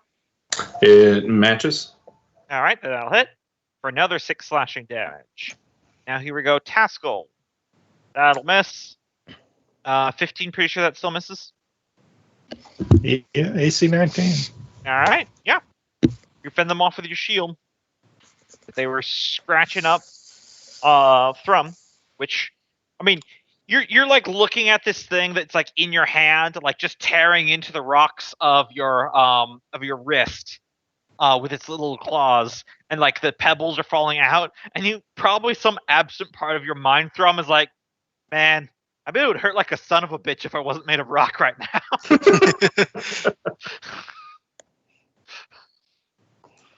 All right, Fergus. I'm gonna shoot at the one above Thrum. Okay. This one? To the directly north on the map. Yeah. Yep. That'll definitely hit. And that does 14 points. not enough to kill it. Okay, and then I will yell and give advantage to Nolgrim. Don't know what I would say. Just something about stay away from the clouds of salt. Taskill Thrum will be fine, I'm sure. I love that your advice in this cave is stay away from the salt. The clouds of salt, yeah. Yep. Taskill. Nice kid. All right, so against that one, 11 will probably miss. That'll miss. And weapon against the same one. That'll hit. 9 force damage, not enough to kill it. So we're weakened 3 of them. All right. Nolgrim. All right. He's going to. Which one was previously damaged? All of them. All of them have been previously damaged. Okay. They're Then all he'll- damaged by this point. All right. So then he'll take a shot at this one. Okay. He's just gonna see. pick up the remains. Yeah. So Eldritch Blast for the first one. That's at advantage, correct? Mm-hmm. The first attack I think I gave you, so yeah. That'll hit, and that'll shatter him. All right. Taskill, give me a Constitution saving throw while he's rolling his other attack. Man, the Steel Defender's gonna be so rusty after this cave. And you're that attacking. was this one. Yeah. Okay, yeah, not enough to shatter it. Okay. Yeah, you pass that Constitution saving throw there, Taskill, and I think, I'm just gonna. Actually, I think the Steel Defender isn't immune to being blinded. So, Michael, could you give the Steel Defender a con save? Yeah. I just Save against figured, rust. I don't know. Kind of doesn't make much sense, but I was just gonna say salt literally blocks its visual perception. Oh, yeah. area. oh yeah, like it's perceptors or whatever you'd call them. Its eyes, yeah. It's perceivers. perceivers. It's opnetrons. Optical runes. That's my only guess, but so just clumps of salt fly into the Steel Defender's glowing eyes. Salt cloud, he can't see. So it is blinded. Freya. All right. But yeah, I mean, they're not immune to all Constitution saves, so Yeah. they have a Constitution score. Gonna hit. Using a laptop, so I have to like stretch across the mouse pad. This one. Okay. Yeah, you have to angle that one. You might have to move for the second one, but Yeah. that'll miss. And that'll miss. Yep. You Steel Defender doing anything? It's just blinded for a certain amount of rounds, right? At the end of its turn, it could give another con save to get over it. Okay, then yeah. Okay. Give a con save. Nope. 8. Yeah, so you guys smell some burning as you see that the Steel Defender is heating up its eyes to try to burn away the salt. It's just taking a minute. Nice. Wait. Thrum. The Steel Defender has laser vision? We haven't unlocked that feature yet. Nope, just microwave. Well, it has laser vision, fire breath, and makes a mean cappuccino. You just hold a coffee mug out and lift up its legs, and espresso comes out. Oh. Thrum, your turn. What if you ask for cream with it? Then you need to hold it behind it. Okay, enough of that joke. Thrum. All right. He's got this one grappled, so he is going to swing it at this one. Okay.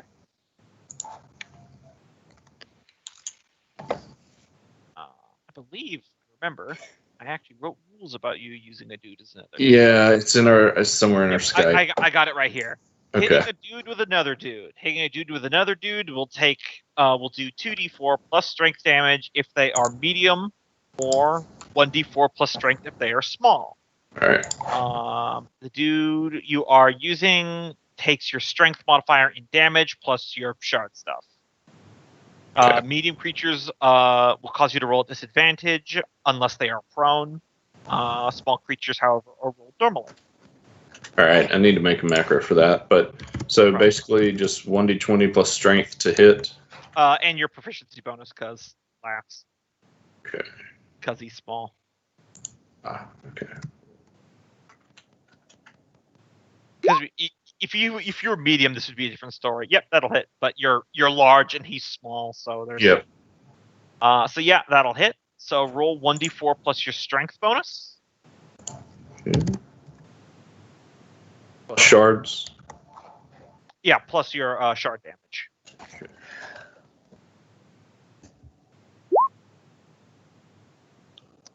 12. Yep. So you shatter this one, which you hit him with, and you also do your strength modifier in damage to the one that you're grappling, which is 4, so he also dies. So you just swing them around and you just smash them into each other, and then they just both go kaplooey in salt. So you and Taskill each give me a Constitution saving throw. I mean, technically 2 happened, but you kind of made them both explode in the same area, so 2 would be relevant. So yeah, you're both fine.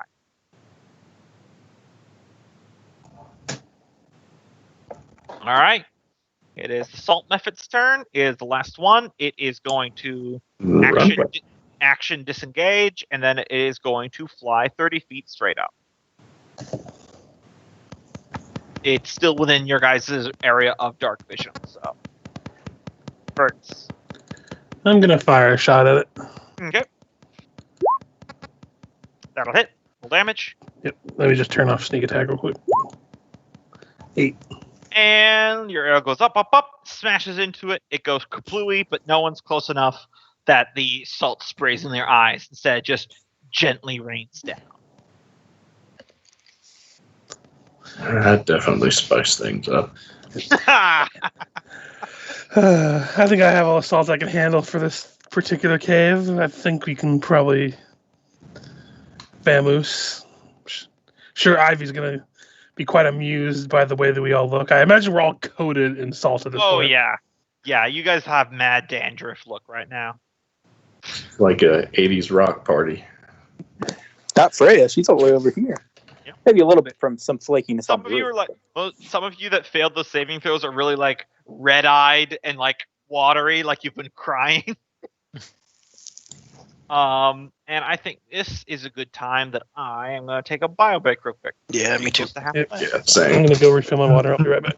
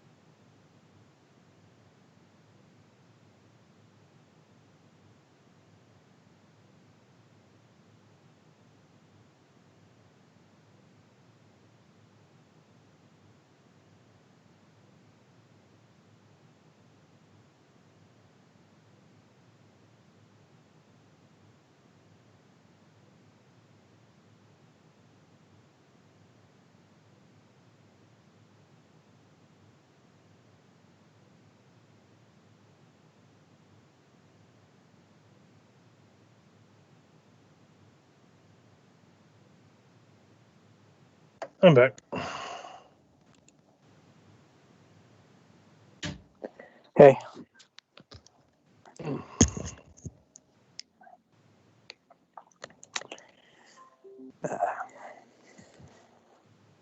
Yep.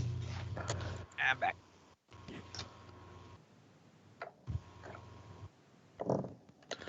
While we're waiting for the rest of the people to come back, everyone who's back, what do you guys think about how the difficulty level's been in Rune Lords, by the way?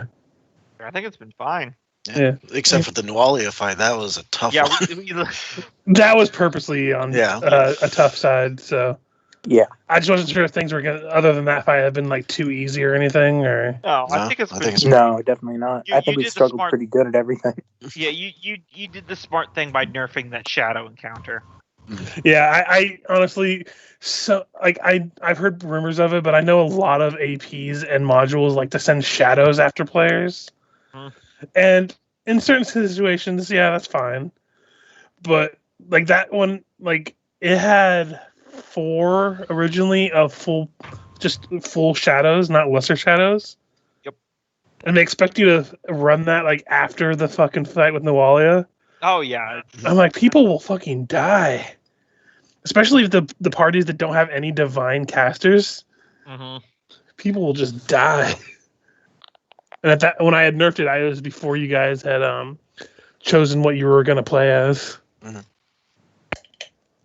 And like, just in case they don't have any clerics or divine like smiters or anything.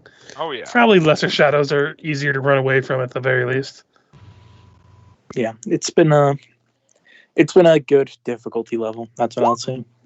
We've just checking, been 'cause struggling at parts, and yeah, I think it's For pretty good. much every NPC, I have like 3 different layouts of how difficult I can make them. So I've been kind of running you guys through like the middle difficulty of them. Because there's the ones that are written in the book, which for a group of 5 is going to be super easy. I have some slightly modified ones, and then there's a guide I found that basically makes them super powered, which I haven't been using. Like one of them makes it would have made Nawalia an anti-paladin 5.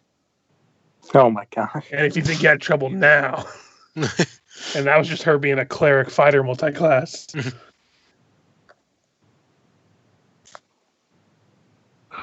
So we all back now?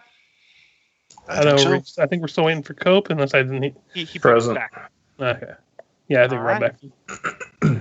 Yep. So you guys leave the salt cavern and proceed back down the salt tunnel towards where you left. Hopefully in the right direction.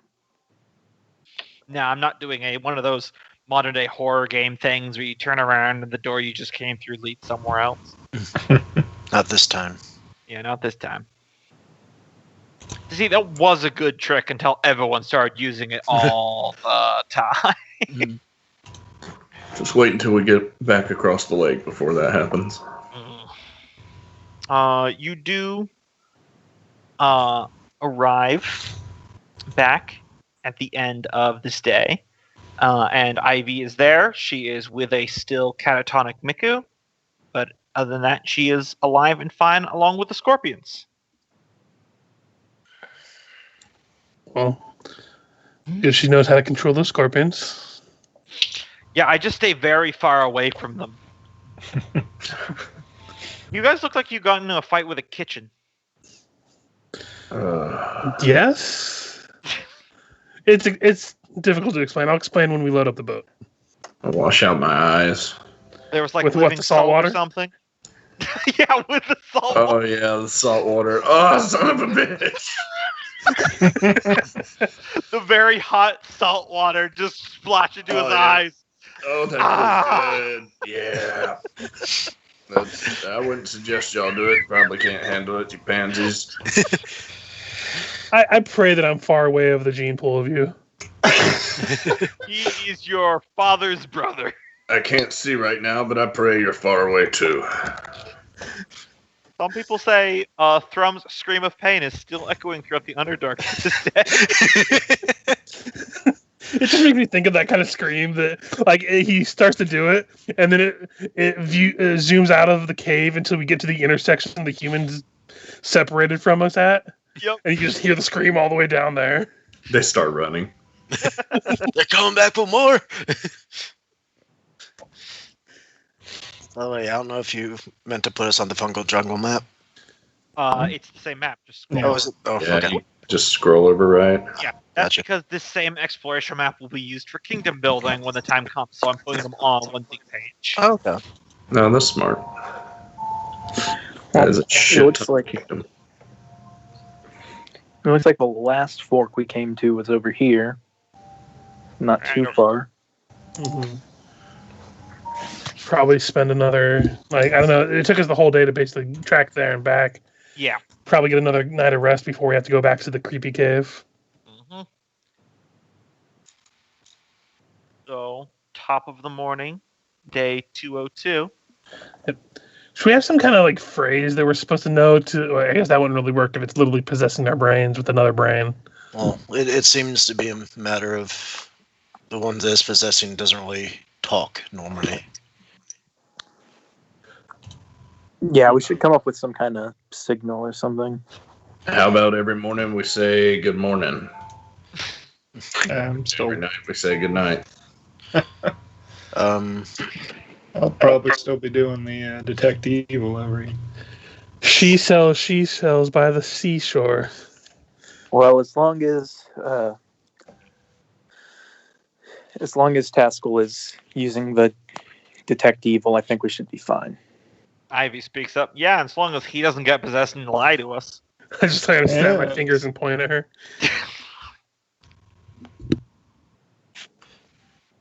Well, he's got a helmet. Do we want to try bringing back my bat and see if the evil presence is still about?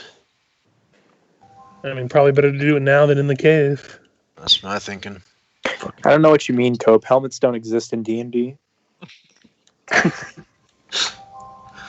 Never seen any images of them.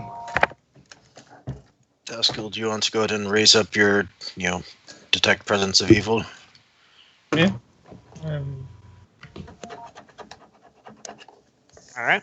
You're snapping your bat back. Gonna try to arrange everybody in a circle around it just in case. I mean, I don't expect it to have a brain crawl out, but you never knew. So we hit it as soon as it shows up? No, only if it pings as evil. Someone roll a percentile to accidentally jump the gun and crush the bat. Turns out it's been a fiend the whole time, and he Right. just didn't know that he summoned that one. All right, so you circle up and you summon up the bat. Mhm. All right.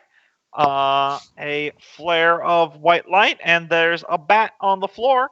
An albino bat with red eyes. Does it Kind of looks detect- around and goes, "Squeak." Surrounded by everyone with weapons. Right. We're all just weapon in one hand, kind of smacking it against our palm in the other hand. Say the word. You detect no evil on it, Taskill. Yep, swing. Evil shit! Roll for your Eldritch Blast.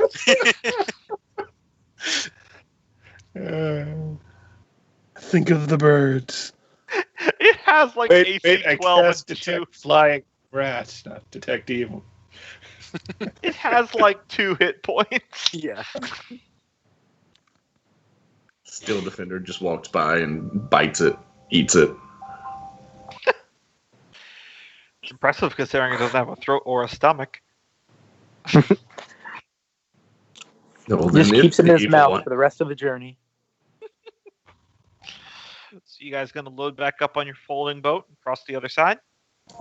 Yeah, don't think we have any other choice. All right. I mean, we could just camp here for the rest of the adventure. Just make a home in the salt.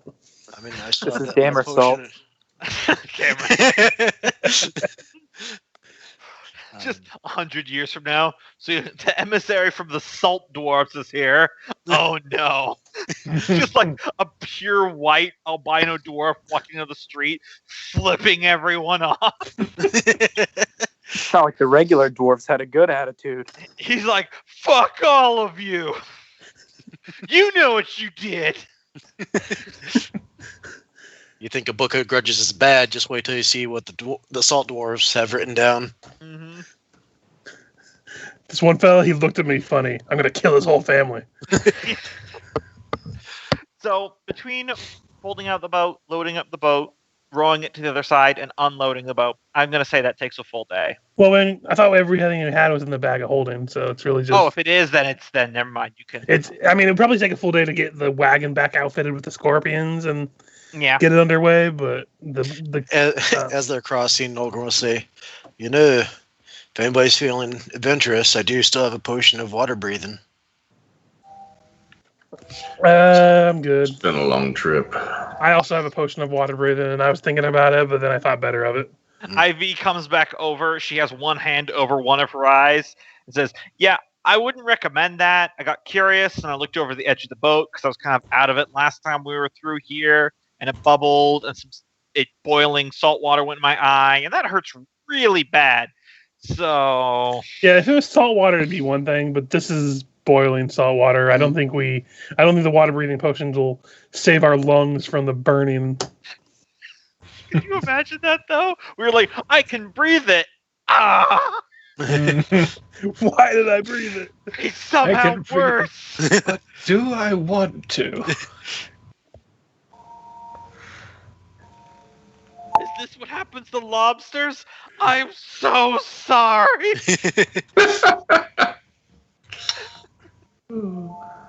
I was watching someone do a D&D actual play, and he was a warfish that briefly got polymorphed into a human. And he thought he was dreaming, so he stabbed himself in the hand. And he goes, "Ah! Oh my god, that hurt! Is this what you guys experience all the time? And you still go into combat? What's wrong with you?" Anyway, so yeah, you're ready to rock and roll. Day 203. Wish you had gotten the chance to polymorph Richard's Warforged into a human. So you guys go back, and you're now back upon the path of walking madness. The same kind of oppressive, eerie feeling quickly returns to you as you're in. Well, this. at least we know what's driving him mad. Yeah, they had a brain in their head. Yeah, it makes me wonder how far those humans got before they were all brain leeched. I don't know. Keep an eye out. Heads on a swivel. Mm-hmm. You managed to reach the fork in the road by the end of this day. Is there anything in particular you wish to do, or are we pressing on? Mostly just probably checking to see if there's been any new tracks or any new indications of what's around here, but otherwise probably pressing forward. Okay. As near as you can tell, you were the last people to pass through here.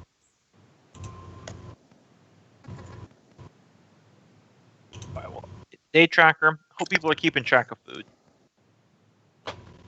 I assume we're still just living off of Taskill.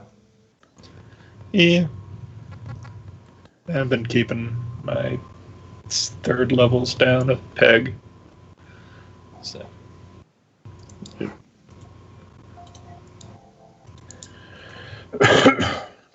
All right.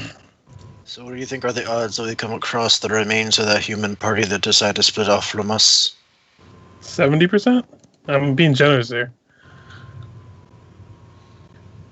That's about right. As you're winding through these tunnels here, as I said, the same kind of feeling of being watched is still upon you.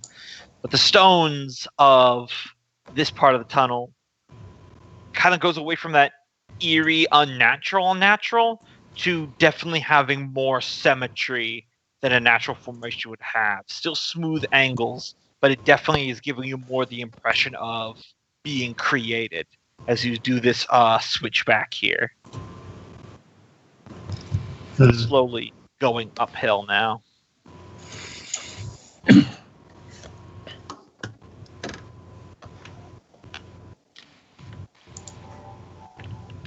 And you guys good to press on the next day?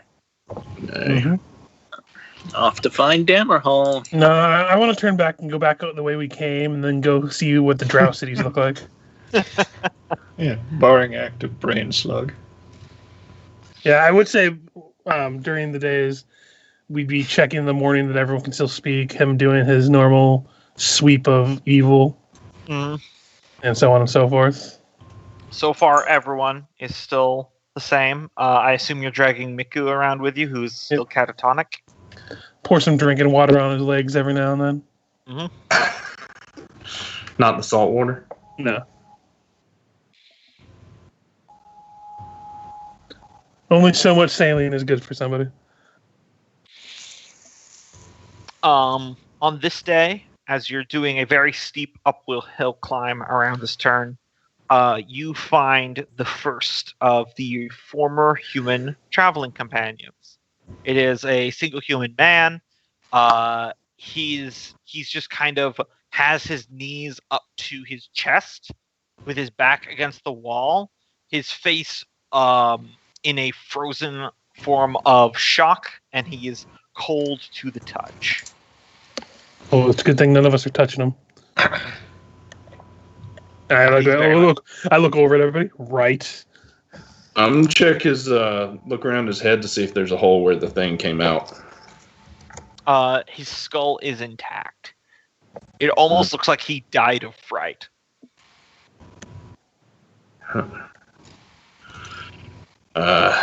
So I was thinking that when the little buggers kill you, they would crawl out and go invisible and then chase down one of your friends and get inside of them. But he doesn't seem to have a hole in his head.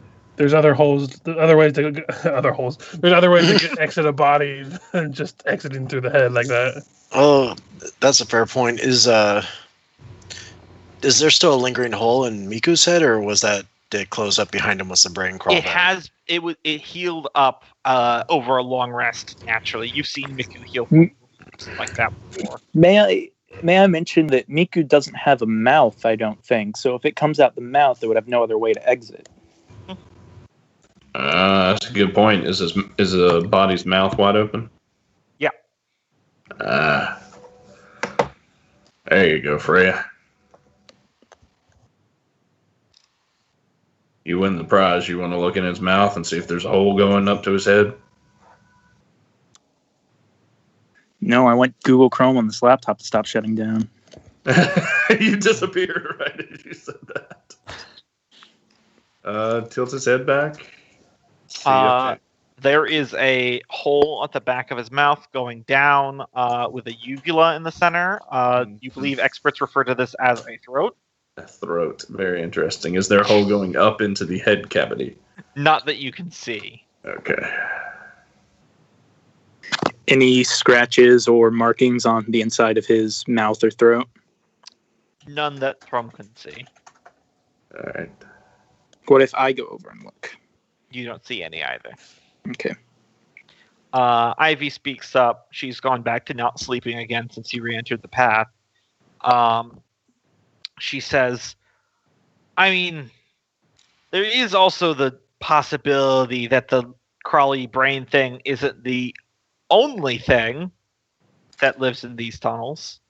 There was the long-legged ceiling crawling thing. Hey, that's a good point. Just a barrel of monkeys down here. Found around every corner. I don't know what a monkey is, but I'm inclined to agree with you. It's like Thrum, but skinnier and with less hair, or somehow more hair at the same time. You'll see one eventually. And she never saw a monkey.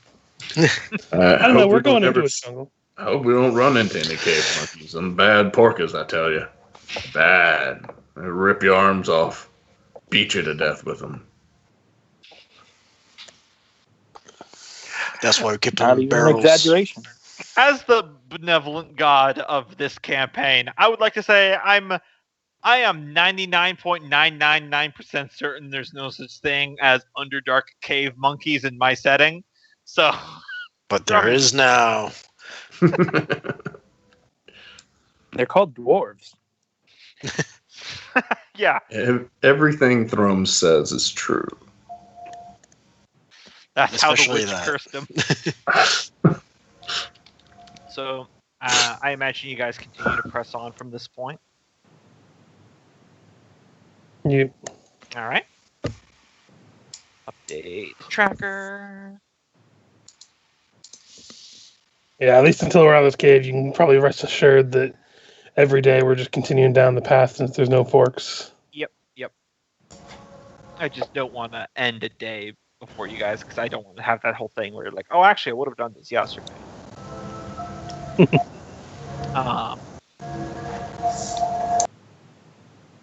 It levels out, and you are going down a long way. And it reaches a point where you're looking around, and the cavern still kind of loses that orderedness of the previous one I was talking about. But every so often, there's these large, like, ridges, outcroppings in the tunnel. And it takes you a moment to realize before someone glances up and you see there's, like, ribbing up there, that you realize that you're actually walking through a giant humanoid rib cage right now. And that those protrusions are actually the ribs of bones embedded in the wall. Are these the cave monkeys? Do we know anything from lore about? So, like, a giant died here? That's a reasonable guess. It looks like it's pretty proportioned out to what a giant would be, though it's scaled up. It's bigger than most giants that you see. Anyone can roll me a history if you'd like. Looking at it, Well, does this... I was going to say, well, there is a giant in the fungal jungle. And they had to come from somewhere. Also, there's a good chance that you remember that carved runic like rib cage thing sticking out in the fungal jungle? Do you think these might lead to something similar, or maybe to it? I don't know the dimensions of how we traverse this cave versus the top cave.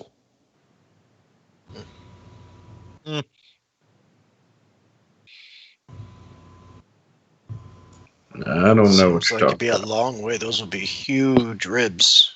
Yeah, it's you could definitely see each side of the rib, because A over here is the great jumping off point, and the great I was jumping off wondering point is 'cause- over here. Yeah, I was just wondering because the rib we found, it was like broken, but it was still pretty massive size. So Nolgrim, who actually got close to the other obelisk thing that was causing the zombies. This is definitely of like a different texture. It's in the shape of a rib, and you can tell there's bone underneath here, but there's like a thin layer of sediments that have flown with the liquid over time, kind of fossilizing it. The obelisk up in the fungal jungle was naked bone. I feel we should see if we could see one of those obelisks down here too. Might save us a lot of trouble in the future if we deactivate that one as well, if there is one here.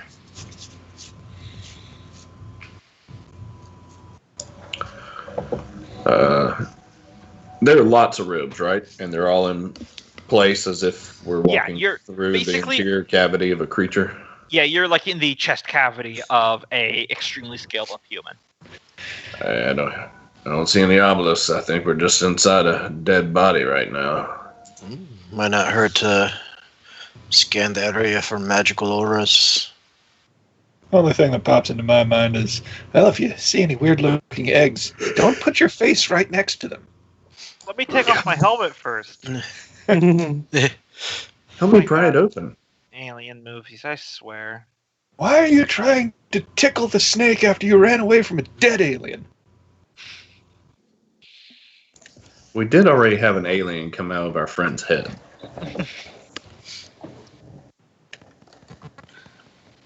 Yeah, I'm doing detect magic within 30 feet.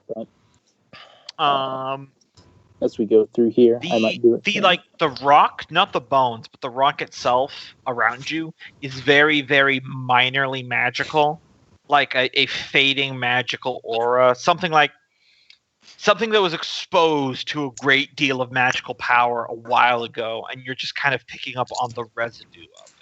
My magicometer isn't all the way to the top then. Just a little. Yeah.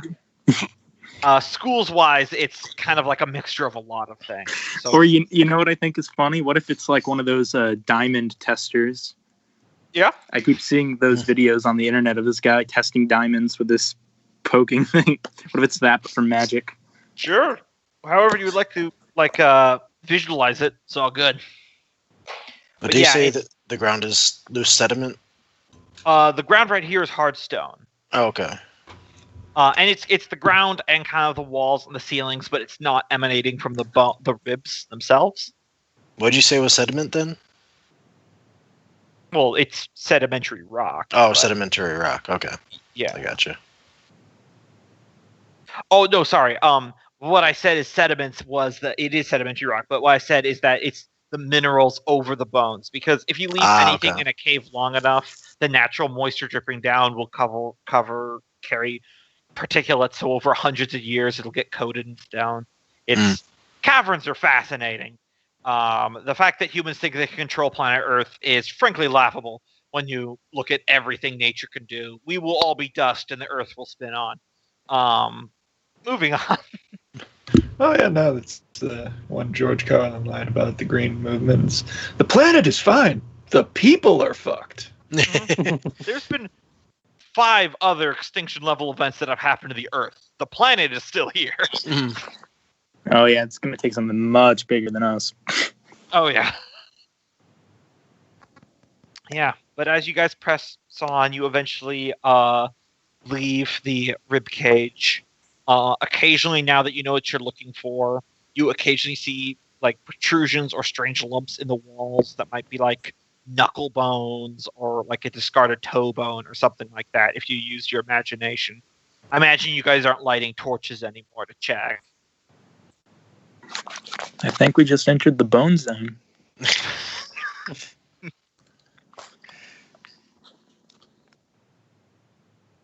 Nolgrim might throw on his archaeologist hat and just try to inspect occasional bones they come across, see if he can determine their origin and age. Yeah, give me a I guess this would be a history roll at advantage. All right. This is kind of your jam.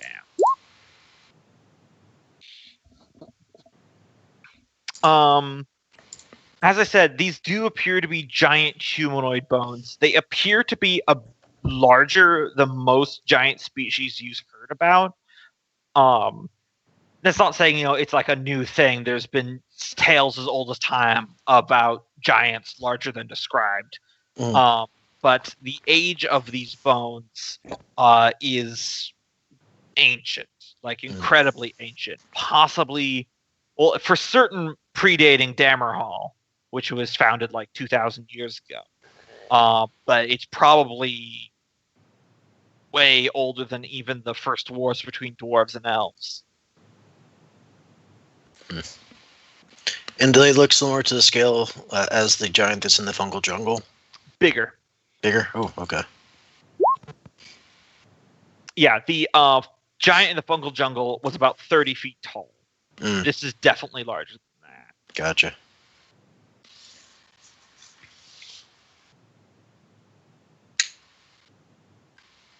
Yeah, so you press on for the rest of the day. Day 207. Let me reveal the next area.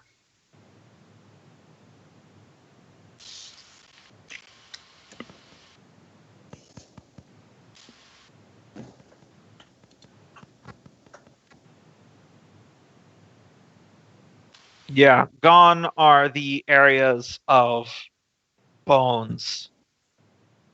But the walls here are starting to be returned to that whole like unnatural natural shape to it. You're going uphill, and there's like occasionally in nature there are natural stone steps that form because of erosion. But the steps that you're going up right now are just like almost a little too symmetrical, like almost a little too engineered. But you're going up again. Yeah, you were gonna say something. A little two rafts. Now,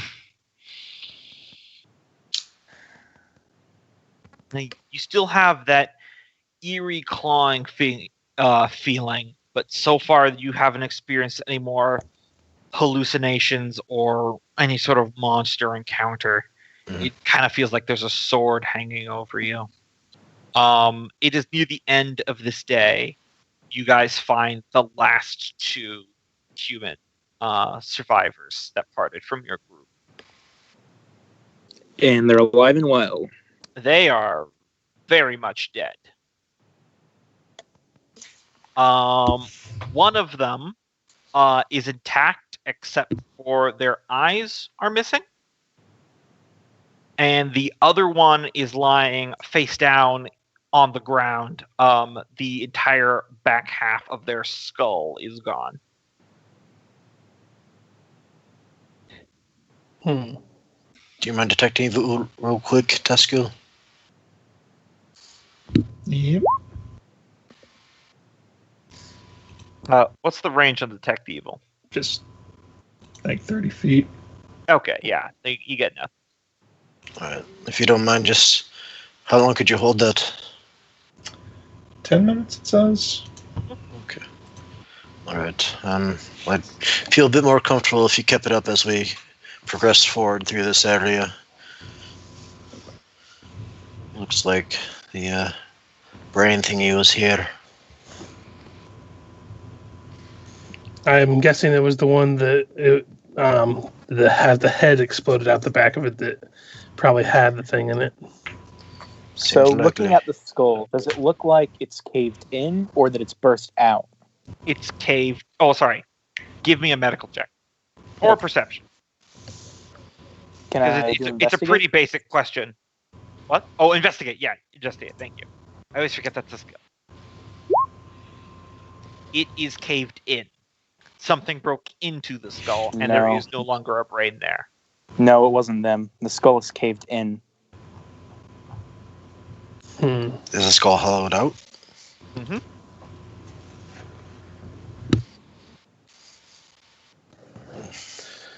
Well, someone was hungry for brains. Noticing the amount of bones around here, I wouldn't be surprised. Yeah, let's continue and hopefully get out of these caves soon. I can't imagine. I Does it look back at Ivy like she's sleeping well again. Does it look like they were fighting each other or they were fighting something else? No signs of conflict whatsoever. Okay. A bit different from the others. Nothing we can do for him now.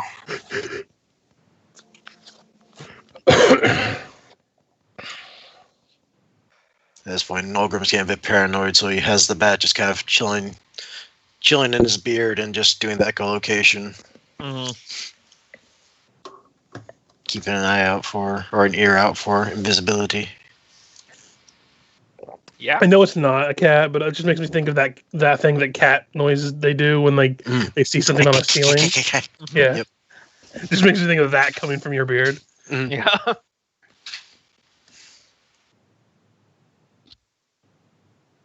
All right. So you press on for the rest of this day. Up tracker. Reveal the next hex. Reveal. Thank you, computer, for cooperating for once. And I think it goes without saying that we're trying to make sure that our Zan is watered throughout the day. Yeah, it's same cave rules apply where water is not in terribly short supply. Sorry. A kid is losing his mind in my hallway. Children. Can I get So- a name? Yeah. I gotta go for just a second. He's about to kill the kid. I was going to say Michael's I kid. support that Oh, decision. what did he say? He said I support this decision. Oh, okay.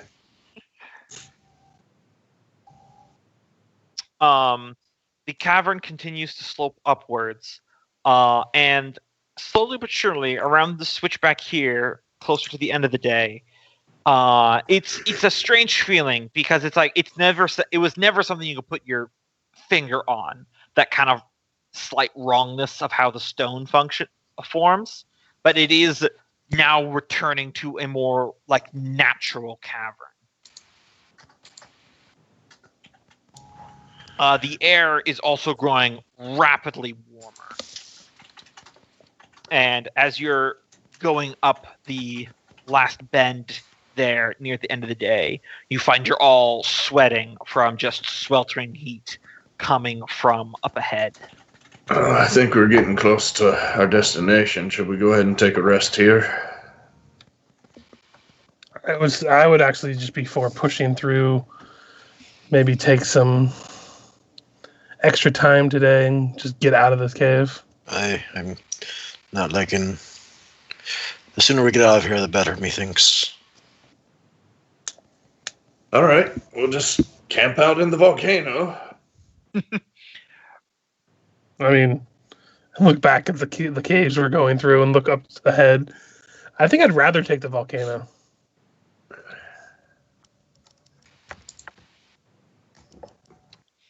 All right, one moment here. Guess we're damned if we do, damned if we don't. But Mechanically wise, Gombo, I was suggesting that we push through even if we take a point of exhaustion. Yep, totally understandable.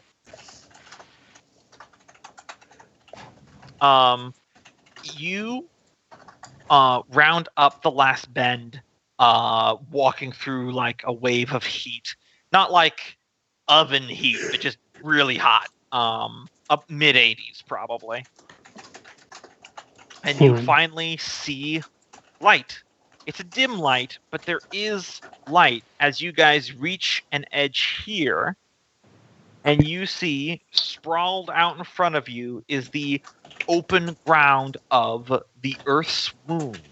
You're up on an elevated ledge where there is a narrow natural path working its way down to the ground. And you are currently overlooking several miles of looks like mud and geysers and very small amounts of magma flow, with the line of green jungle just beyond.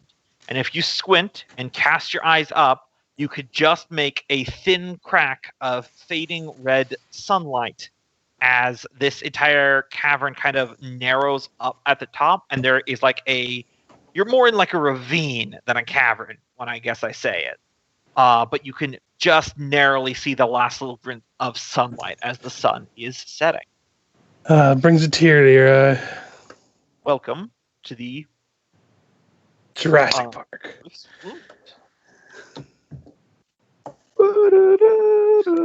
Do.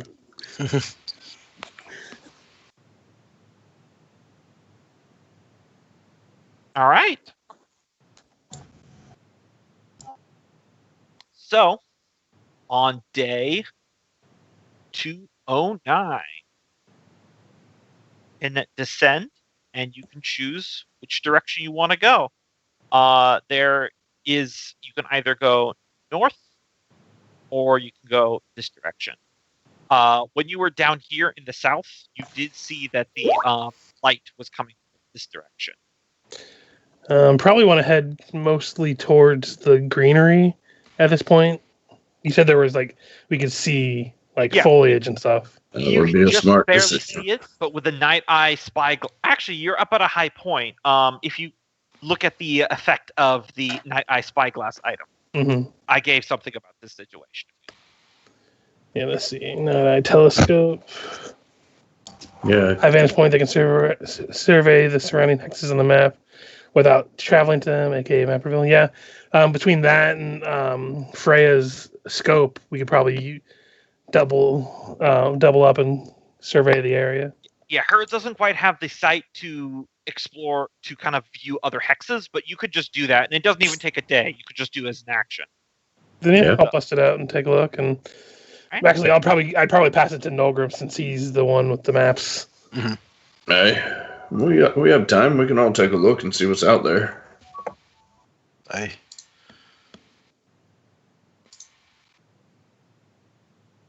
All right.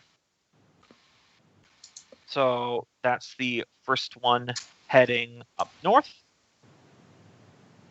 The important thing to keep in mind about using this is it doesn't. It lets you. I reveal the hex, but it doesn't tell you all the things that you'll find there. So if there's a cave or something, but you'll know which direction you can move. Okay, so I just revealed those two areas there for you. And which way did you say that the vegetation started? Here. Like if we were looking at it like this way? Yeah, it's like this direction. Okay. I was just heading there and try to avoid any hot spots that we come across. Yep. Or do we want to like just get out of this cave and find somewhere safe to try to camp and rest up now that we've kind of pushed through an extra day?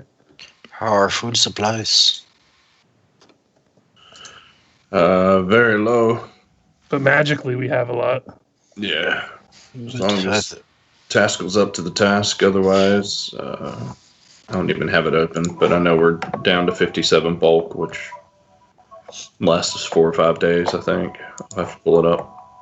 Might not be a bad idea to try to carve a temporary, shelter in the wilderness or near it and start restocking our food supplies. I don't think we're going to find much around this magma and geysers. I think we ought to head to the greenery first. We have a better chance of I maybe just wasn't sure how long it was going to take to get there, but I'm for it with you guys. If walking at normal pace, you'll be spending 1 day in this hex here, and then Okay. the next day you'll be reaching the greenery. Yeah. All right. So you move out. All right. Hiss pop. Bubble. So it's safe to assume that you were pretty concerned about all the heat of the volcanic area here, Fergis. Yeah. And you're kind of taken by surprise at first when you come down here and you're walking by some of this geysers and steam. You pass several sections where there's stagnant, bubbling sulfur pools. But you're a little bit surprised when all of a sudden, and you're all feeling this, it's actually not as hot as it was up by the cave. It's actually cooling off. And the deeper into this area that you go, it sneaks up on you in its suddenness, because you're just kind of focused on moving forward. But you first know it when you step onto what was formerly wet mud, but then it cracks and snaps, and you look down, and it's ice. And you realize you can see your breath as the temperature has rapidly dropped to about -20 degrees. Fresh hell? What the hell? All right, so we're going to have some fun right now, because I have been rolling on random terrains. So, this area, I choose side.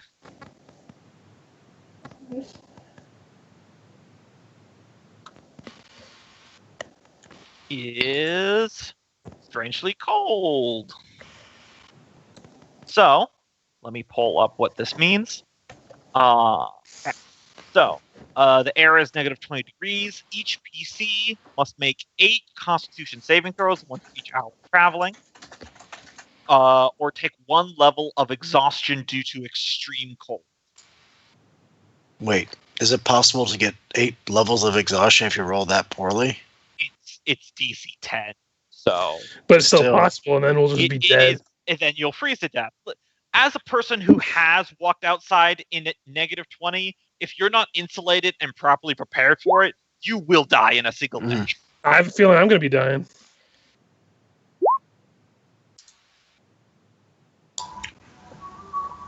We're rolling it at advantage? I'm No, just rolling he's an invisible. He's just rolling them twice Oh, because Gotcha. I'll roll the Wow. first one. 1, 2, 3, 4, 5, and I already had 1 level of exhaustion. when did you have 6 one? levels of exhaustion? Because Why we pushed through that cave. Yeah, but we haven't rolled for if you get a level of exhaustion for force punching yet. Okay. Well, I have 5 then. That's still pretty bad. How many is it till death, or is that different from fatigue? It's exhaustion and fatigue, same thing. Okay. Oh, shit. I mean, if there's anything clever you guys want to do, you don't just have to grin and bear through it. Just Actually, when I get to that 5th hour of exhaustion, my speed becomes 0. I literally can't move. So Maybe how time.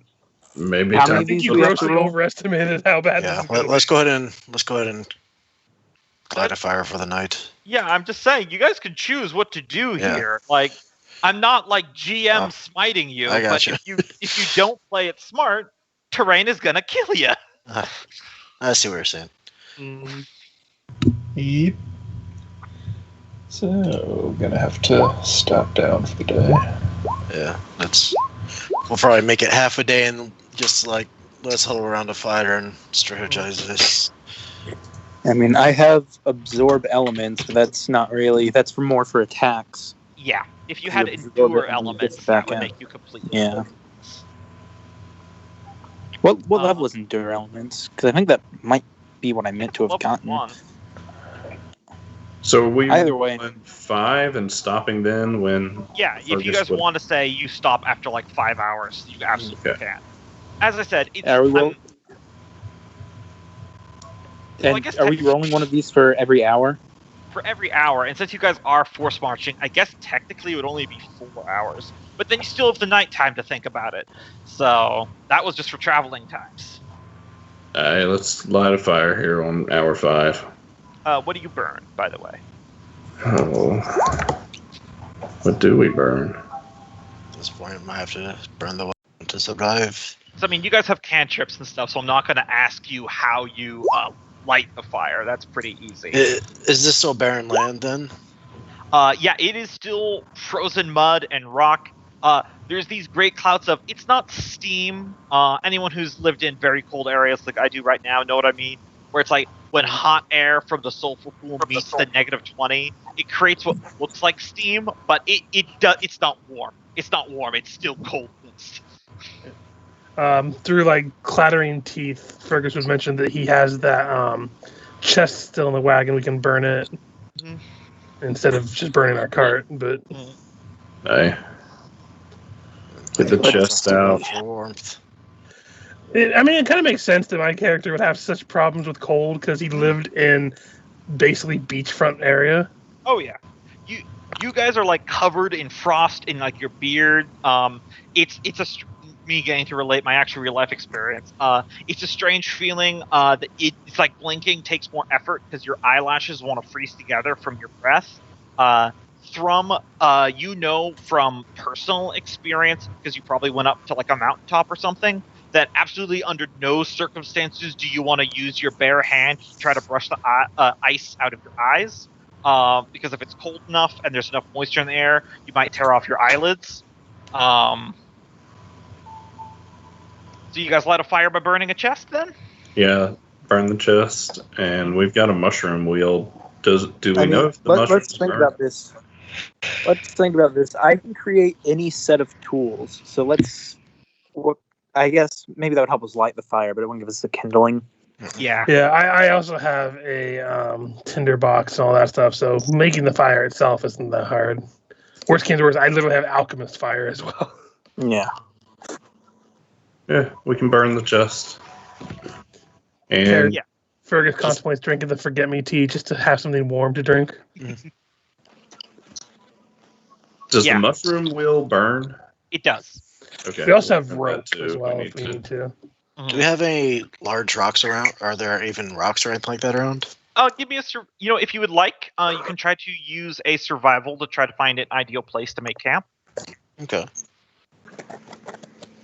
Yeah, do that. We don't want to build the fire on top of a ice sheet and No. then melt through. Do you want to? Yeah. I'll Oh, help you if you want to take an advantage. I don't have the highest survival, but I have it trained at +2 to the roll. Oh, that's terrible. It's going to be sad if we TPK in just environmental rules. Layer exhaustion is like literally the most deadly thing in this game. And I'll have you know, I did not modify the DC for this at all. This is raw from the DMG. How traveling through extreme cold terrain works. Yeah. So this is me being as written by Wizards of the Coast. Yeah. So, you find a decent patch of ground. You don't. There's like a waist high rock, but nothing huge. Oh, Do we The have air, like? the air is stagnant, mercifully, because of anyone who's lived in cold weather knows it's the wind that actually murders you. Yeah. And as they're kind of looking around, Nolgrim is going to be trying to find like palm-sized rocks or something that has thermal mass that they could, once we get fire going, we could stack them around. And so when we go to leave, we have temporary hand warmers. Smart, very smart.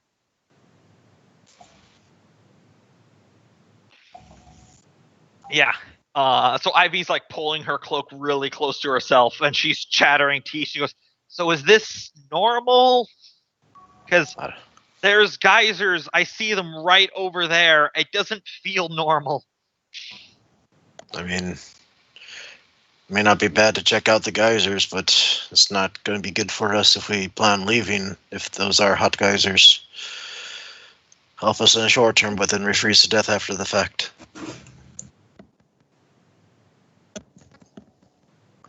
yeah. I'm gonna walk over to one of the geysers and see if it's hot. Well, it's way off in the distance. Oh, okay. Okay. If you passed within like a football field of a geyser earlier, you felt a slight warmness from the air. Because Well, next volcanic time, activity on icy mountains is wild, guys. But I will say, none of you guys have to do a roll for this. This one random mile patch should not be this cold. This is stupid weird. You can see a jungle from here. It should not be negative 20 degrees.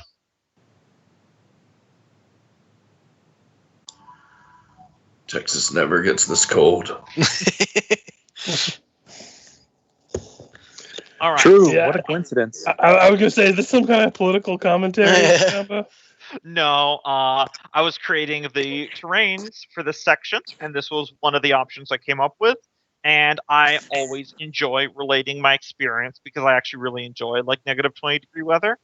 So let me give one little thing that I discovered since I moved from a non-snowy place to a very snowy place. As you warm yourself around the fire, you don't quite get to that comfortable room temperature that you'd like, but it definitely takes the edge off. You guys didn't notice it when you're trudging through the frozen, but you definitely feel it now as you experience the feeling of all the liquids in your sinuses melting inside your body because you didn't know that they coagulated due to the cold. So it's like a stinging sensation at your face as you're able to actually smell again, and you realize that you'd never realized that you couldn't smell because you were so cold. Yeah, I felt that. I was just sharing that with your characters because you might not have experience with it. No, I definitely have experience the way you're talking about cold. That's great. It's very jarring the first time it happens, for sure. Oh, absolutely. I You're not sure, you're like, am I going to be okay? What's happening here? Yeah, I Still not that cold here. I walked to a Walmart and I was walking around inside looking. I think I was looking for like a shower curtain or something like that, and then it hit me. I'm like, oh my god. Yeah, I think I told you guys the story the first time it happened to me. Actually, something similar. I didn't know how cold it was going to be because I had never lived in negative temperatures. I've always the coldest that I ever got was 0, but 0 and negative is very different. And I went to go shovel out my car, and I had just gotten out of the shower. Mm-hmm. By the time I was done, my hair could literally break off in pieces. It was so cold, and it was my hair was literally frozen. Yep. I had to go back inside after I shoveled out my car and call out for work because I couldn't do anything or move or breathe practically. And then when I was inside, I slowly started to melt, more or less. And it was not a fun experience for the first time you had to deal with that weather. Anyway. Well, we had some wind chill around here that was like negative 12, but I was never outside for that long. So. Yeah. The coldest I've ever been is in 14 degrees. It's a different experience for sure. One last thing, then we'll get back to the game. I remember because back when I was going to the office last year around this time, they were having me work such long hours. I would go when it was dark and leave when it was dark. I just went like a week without seeing the sun. And it was like negative 25 or something. And I had like my full on cold weather kit. Everything was covered. and then I got a headwind directly into my face, and I have never experienced feeling wind move through your body. Not around, through, because the cold was so profound that it was a wave that transferred thermally through my flesh. Mm-hmm. I'm like, oh my god, the Grim Reaper just passed through me. Right. So anyway, everyone give me another Constitution saving throw. Just one for this night, since you guys have a fire. Should I be rolling for the Seal Defender? No, I'm gonna say it's fine. Did we get any reprieve from? Yeah, he's the ones we immune took to it. earlier. This one little campfire out in the middle of a field isn't gonna be enough. All right. Okay, then this might kill me. Yeah. This is giving us 2, exhaustion, right? 3. Yeah, the Seal Defender's immune. Yeah, so he's fine. I'm at 5 levels of exhaustion right now. I'm at 5 as well. So you guys can get loaded into the wagon. That roll. And hope we don't fail one more roll. Well, don't worry, Nolgrim. If you fall asleep, you're not coming back. It's not so we foolish as is you're thinking it is. No. I swear, if any of us die here, this is going to be the most bullshit thing ever. Right. Well, thankfully, on this new day, the progress you guys have made due to the fast marching means you only have maybe about another hour or so before you hopefully reach the edge of the cold zone. Now, 50-50 chance of dying. the hot rock idea that Nolgrim came up with will give you guys advantage on it. What if we stack all the hot rocks around the 2 laying in the back of the And burn our cart. cart? We'll wrap them up in I some know. blankets and stuff, and Do you have Stuff blankets 'em in your stuff? We have we have the bedrolls. the silk, the spider Okay, yeah, silk bed- stuff. yeah. If you do that for 1 hour, those who are extremely close to hypothermia will not die. They will not have to roll. All right, we'll wrap them up in the hot rocks and the other good stuff. Yeah.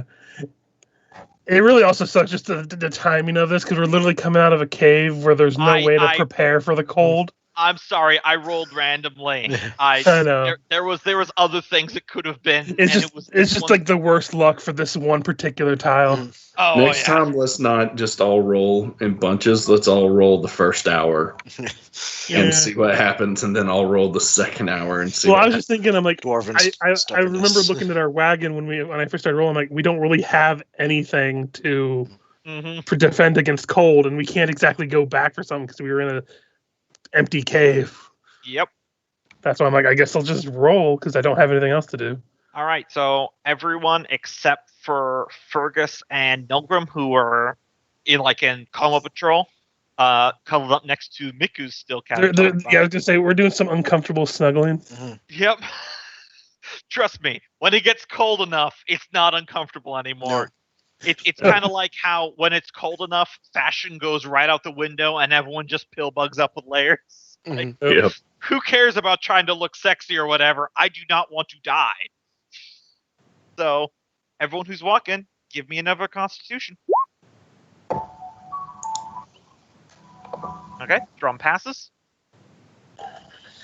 Taskill passes. I think Freya rolled too. The 13. Oh yeah, yep, and Freya passes. So you guys are good, and you, after about an hour and 20 minutes, the temperature rapidly begins rising as you're leaving this strange area of frigid cold. As you guys are right on the edge of the tree line of the jungle. I think we ought to camp right here before we get in there and bring these popsicles back to life. I could use with a bit of rest too.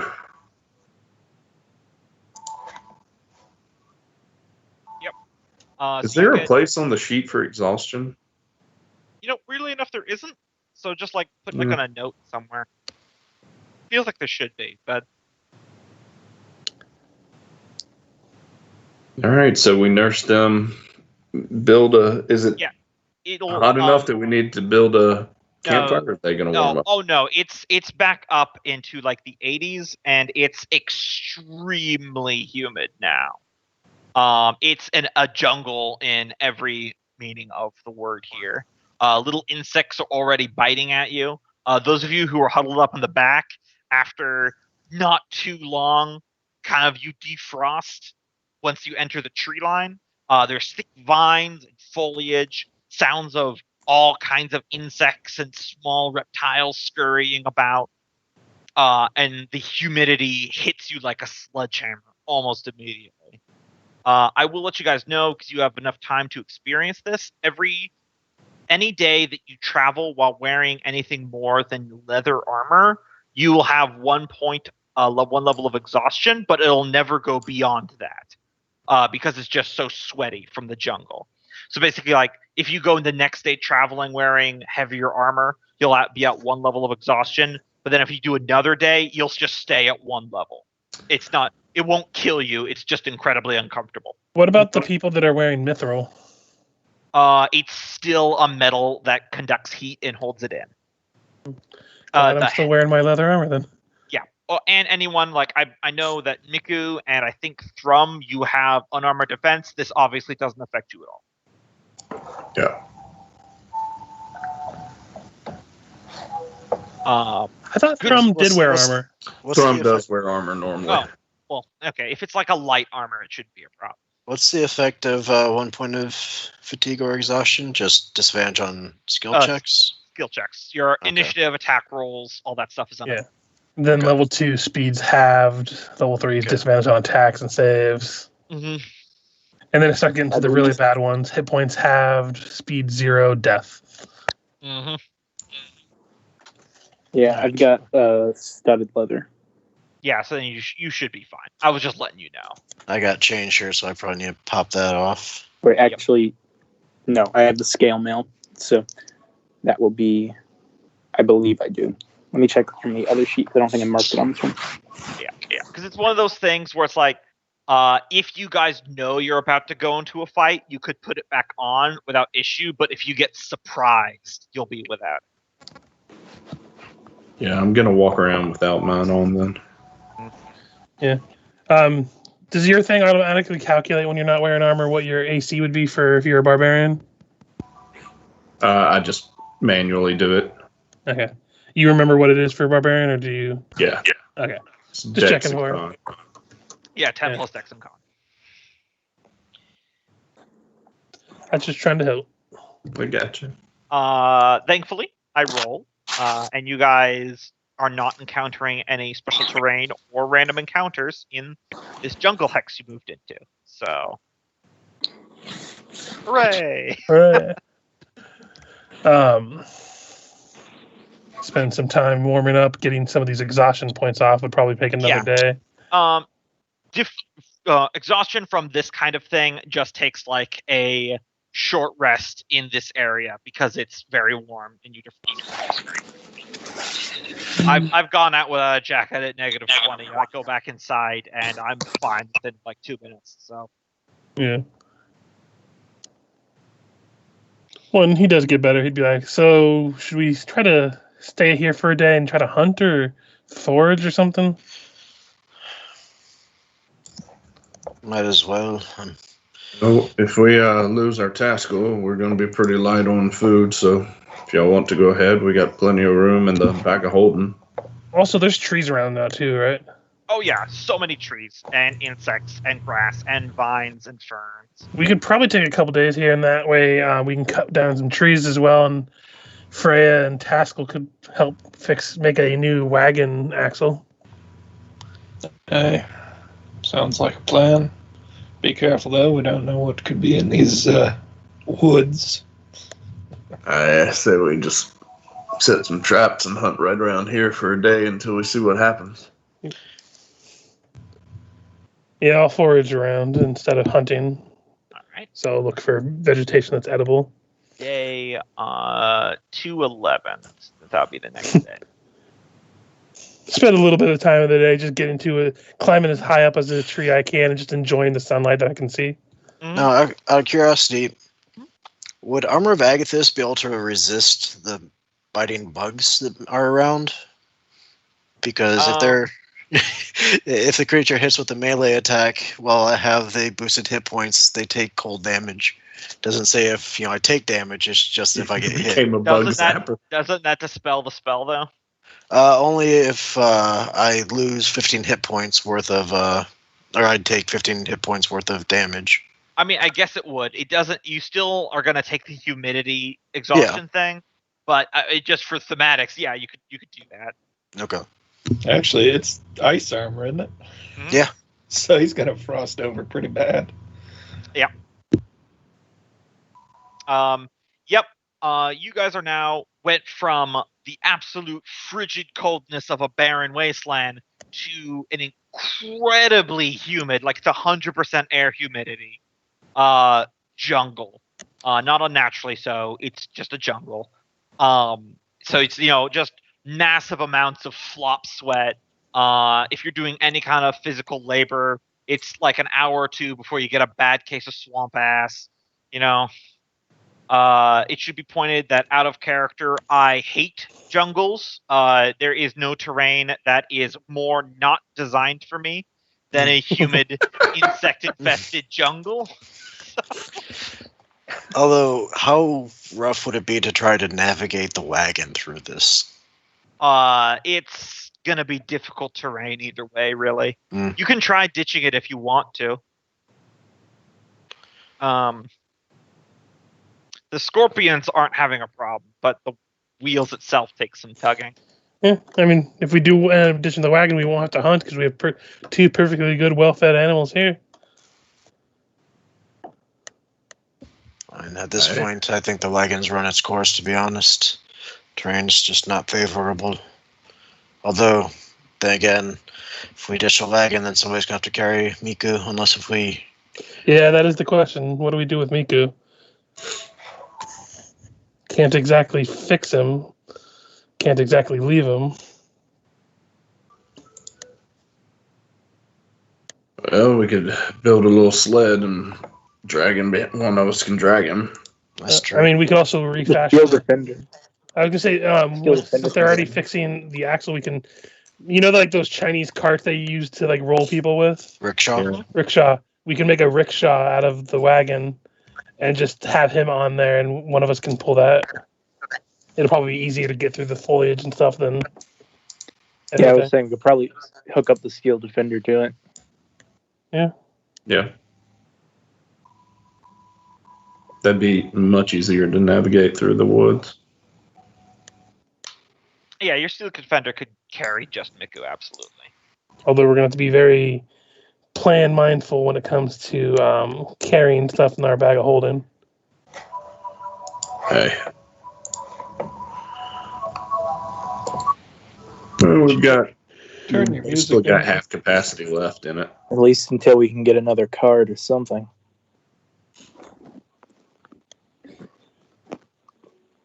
Whose music was echoing a second ago? I think Kenneth was saying something about it. Cope's Mike's picking Sorry. up music. Just that one was particularly loud and pan-flutey.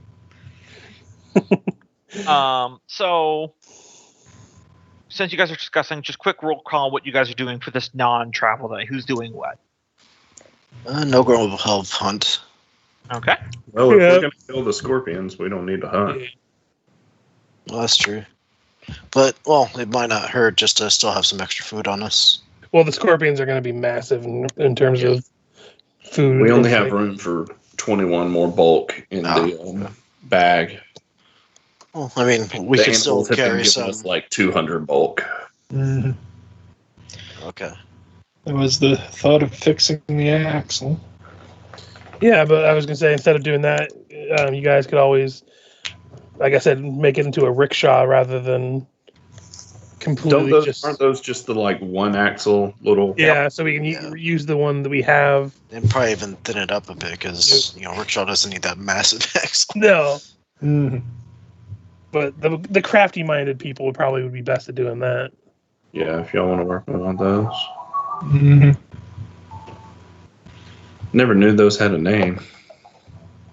I was going to just scavenge for just general supplies and see what I can come across in the forest. I'm not looking for anything in particular. since we are going to have plenty of food in general. Just scouting the land, effectively. Scouting the land and just looking for neat stuff. Nolgrim will tag along with you then. Okay. So those of you just doing general scouting, you can go ahead and just give me a perception. What's your perception anyway? -1. Okay, so probably best to just roll individually then. Yeah. Mine's pretty bad too. Hey.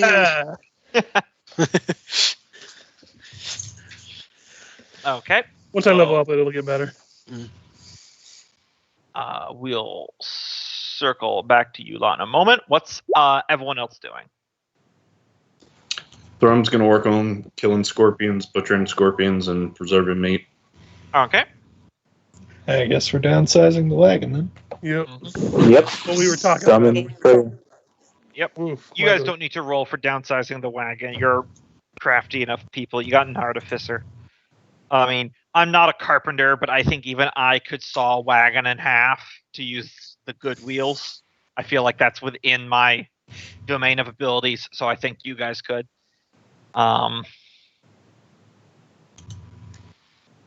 So Nolgrim and Fergis, you're exploring around this jungle. It's a little bit invigorating for you, Fergus, because there's the thin light. You can kind of see it on the map, the thin crack of sunlight streaming down into the jungle. Oh yeah, like I said, at one point he'd probably just climb a tree just to kind of get a good view of the sunlight. You guys have been looking around here. There's definitely you haven't heard any bird songs or anything like that, but there definitely seems to be a large variety of lizards, some of them surprisingly large. This mostly seems like untamed, dense jungle land. And then Fergus, as you're climbing down on a tree, one of the branches that you have your foot on snaps, and you take a short tumble. Not enough to hurt you. It's just a jarring because you kind of fall through vines and bushes. And when you crash into the ground, you are just a short distance away from Nolgrim, but a little ways away you see what looks like a very large two-legged dead lizard. Its flesh is in a state of decay. And there's all sorts of tiny mosquitoes all over it. Huh. Like how tiny? Like they're just like small, like it's just normal mosquitoes. Just an absolute shit ton of them, like blanketing the body in a carpet of black little bodies. I'm not gonna really get too close to that thing, but gonna kind of take note that that's a big lizard. Like, Give me, if you're creeping away from it, give me a stealth. Alright, let me roll for this mosquitoes. Oh, natural 1. They do not notice you.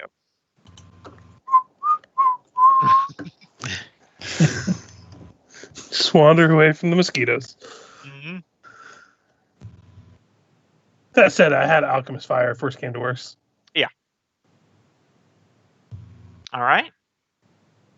Eventually, if nothing really comes up, probably just head and make my way back to camp with Nolgrim. Mm-hmm. It's definitely not as alien as the fungal jungle was by any extent. But it's an untamed wilderness.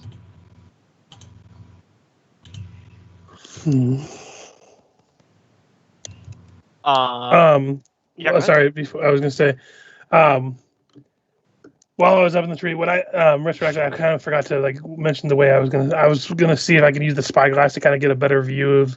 Is there any way up to the crevice that leads up into the open air? The sheer walls of the ravine look like they'd be extremely difficult to climb, but you did see at the far end, northern end of the cavern, that the line of sunlight meets the horizon. So there's probably an opening that's letting in light over there. Gotcha. So you think if you keep pressing north through the jungle, you might actually be able to find a cave outside. Take a mental note of that, and yeah. Now just trick the rest of us to go that direction. Nolgrim, you've been following around as he's been kind of exploring. You've got your armor of Agathis up, and it's frosty as hell because just all the air moisture keeps freezing to it. How are you feeling in this new terrain? Very curious. Definitely not liking their environments in general, but the contents within are vastly intriguing. Still unsure what to make of it and seeing that big lizard. Well, did he see that big lizard, or was that just You probably saw it. Okay. Suddenly I start to feel that they probably shouldn't be wandering too far. Because, yeah. I mean, I didn't have a better way to describe which was obviously a dead dinosaur. Yeah. Thrum. And the mosquitoes, were they like larger than, the typical mosquito? There was just they're jungle mosquitoes, so they're probably larger than most mosquitoes that we're familiar with, but not like supernaturally large. They're just, a lot of mosquitoes. Okay, I gotcha. So, he's definitely more comfortable in, ruins rather than jungle, though. Yeah, everything is wet. The ground is wet, the trees are wet, everything goes squish. A lot of the jungle is so dense you occasionally have to have a dagger or your axe out to kind of whack away the foliage. Or pick those jack shit.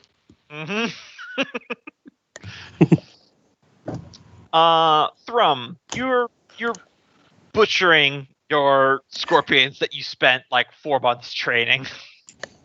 I'm not going to ask you if you feel anything. I know you don't. SK2 and SK3. Hey, can I borrow that war pick for a minute?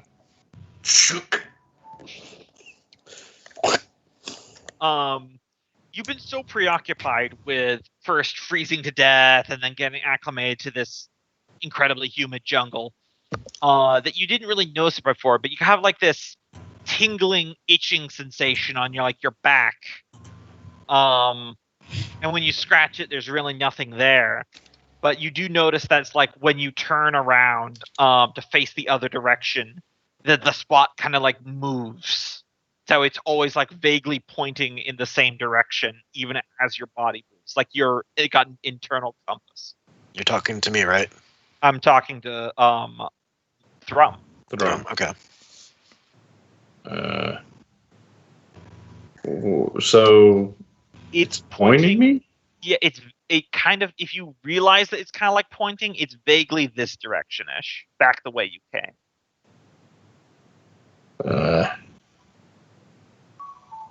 I'm gonna ignore that. I don't want to go back the way I came. I left something? Can't remember if I left something.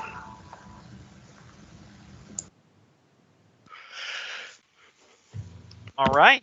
Do you guys want to do anything else? Or are you going to finish out the day? Probably just finishing up the day. I imagine now that we're done our activities for the day. All right. The next day, day 212. It is another lovely, humid, insect-infested morning. Sleeping on the ground, not super fun. You have to get used to the fact that lots of little things crawl all over you while you sleep. Let me tell you, centipedes and beetles and stuff, they are not shy.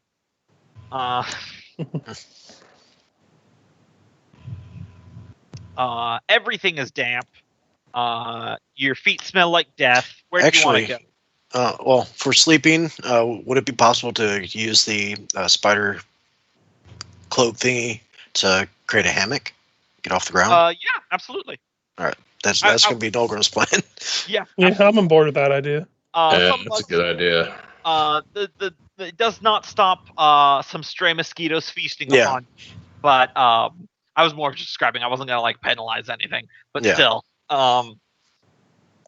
But just going Yeah. forward, that's the plan. You could Sleep in you could hammocks rather than on the bare ground for damn could- sure. definitely make hammocks at it. And Ivy has one, so she's doing fine. On this morning, I imagine you guys check on Niku from time to time. Mm-hmm. He is still catatonic, but you do notice that one of his fingers is twitching a little bit. Oh, great. Now he has a worm infestation. Yep, that sounds about right. So what's the play? Do we need to stay here another day, or do we think? I don't know. How long would it take to preserve all the scorpion meat? Really, I guess the big question. Like, does it take a couple days to preserve all that and cure it and all that? It would. Very big and heavy. I would say probably take a day per scorpion. And you kind of are on a race against the clock here because the insects have already found it. Once again, Gombo likes cold weather. It's great because stuff leaves you alone in the cold. That's because they're either hibernating or dead. Yeah, and occasionally it's just some timber wolves you see at the edge of the clearing, and you lock eyes, and you're like, if you don't mess with me, I don't mess with you, and then you go their separate ways. Or you see a bear, and the bear freaks the fuck out and runs away because it's also terrified. Yep. And then you see a moose, and then you pray to God that it's in a fine mood because Or moose, you pray to God it doesn't see you. yeah, a moose will just moose is alpha. If you hit a moose with a pickup truck, it just pisses it off. Yeah. Anyway, back to my least favorite terrain. So yeah, what do you guys want to do? I'd say we press Probably on. take the other day to preserve, and then I don't know. Because I think we have to wait another day if he wants to cure the other scorpion. Yep. I think there might be some sentient polar bears back there. No, I don't. We don't have a golden compass. We have a dark vision compass. A telescope or spyglass. Sorry, I messed up the joke, but you know what I was going for. I know what you mean. We just give Loki shit about that from Way of the Wicked because it kind of came out of left field, and you're like, I'm pretty sure we mentioned that. And I'm like, no, I definitely would have remembered sentient talking polar bears. Right. I mean, to be fair, I didn't remember those the underwater people that apparently harassed us. Yeah, but they were merfolk. They weren't quite as or tritons or whatever. They weren't quite as exotic as a tribe of intelligent, cultured polar bears. Right. I feel like we would have just stopped being evil and just been like, shit, let's just live with the polar bears. Might have been intentional then, subconsciously so. Yep. On the quest to recover the sacred fountain of Coca-Cola. Oh, that would have been the Christmas one shot. if it survived another Christmas season. All right. So you guys are staying put for another day, and you're going to full meat curing mode. So same. Okay. Let's see. I'm gonna spend this day to work on my alchemist kit. By the way. Yeah, sure, no problem. Is it just Thrum working on it? On the alchemist kit? No, on the smoking the meat. Yes. Okay. Well, I was thinking we could salt it since All the salt. we have all that salt. The salt crystals that I mined, are those technically gems? Of a fashion, yeah. Is there any way I could study what they potentially effect they'd have on the weapon if I was to craft it into my ancestral weapon? Give me an Arcana, doubling your proficiency bonus for stone cutting. Right, You know that spell calm emotions? Yeah, the opposite of that. so this +3. All right.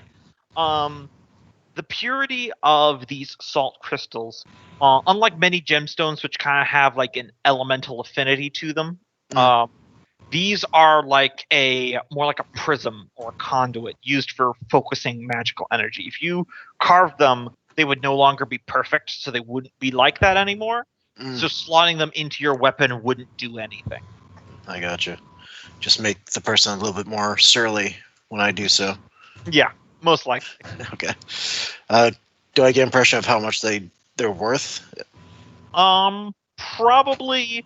Depending on who you negotiate with, you've literally never seen these before. This size and this purity is extremely rare. Maybe 1,000 gold per. Okay. Ooh, nice. As I said, they could be a pretty important component for a magical item if you decide to try to make something. Yeah. I was just curious, but yeah. I think Nolgrim's just gonna take it easy. It's been a rough couple weeks. Yeah. As easy as you can here. Mm. All right. Thrum, you're salting. Are you just salting, or are you also smoking? I think I'm just gonna salt. I mean, how much meat did we get from the creatures? Jeez, I forgot what I said. You guys got from the I scorpion. really only have room to carry about 21 bulk. So in the past, we've gotten like 200 plus from that. Yeah, that was from a boar, or A just boar. basically solid meat. I would say maybe like it would be reasonable to get, because they're big scorpions, so probably 10 pounds of meat per scorpion. They'll roll me a 1d4 real quick only 10 pounds of meat. per scorpion, so that's 20 total. I forgot what I said, like session 4 or whatever. I mean, we can look at the handout for the scorpion base. Oh yeah, yes, that's true. 140 pounds of scorpion meat from that. Okay, And that was yeah. one scorpion that was fully grown. If these were both half-grown ones. Yeah, then it would be probably closer to like 50 pounds each. But Okay. well, to be fair, I said. Or since I rolled a 4, I- you want to make it 40 pounds? No, that's how much you lost to the insects and the jungle rot in the night. Gotcha. So we only did get 10 pounds.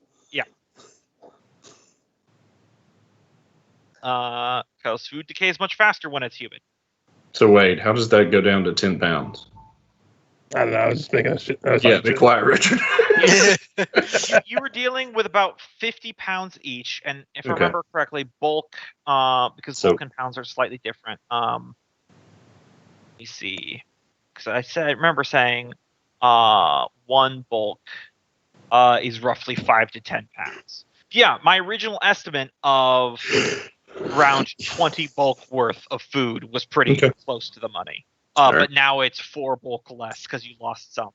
All right, so 16 pounds of scorpion meat. Or 16 bulk of scorpion meat. 16 bulk, yeah. Which is roughly 160 pounds. So between the two, that's easy.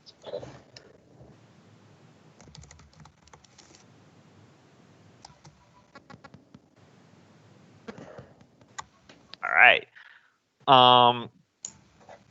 Yeah, so you're salting the meat. Now let me roll something real quick. Oh god, he's assaulting the meat. What did it ever do to you? And at least he's not Give me the- eating it this time. This was for the first time you pinched me. He's gonna beat that meat like it owes him money. Where's my money, bitch? Slapping a steak. It's a good thing we don't try to make serious games because I don't think we could handle it. I tried with Dark Heresy. We still had some moments. Yeah. I mean, we still were silly bitches there too. Yep.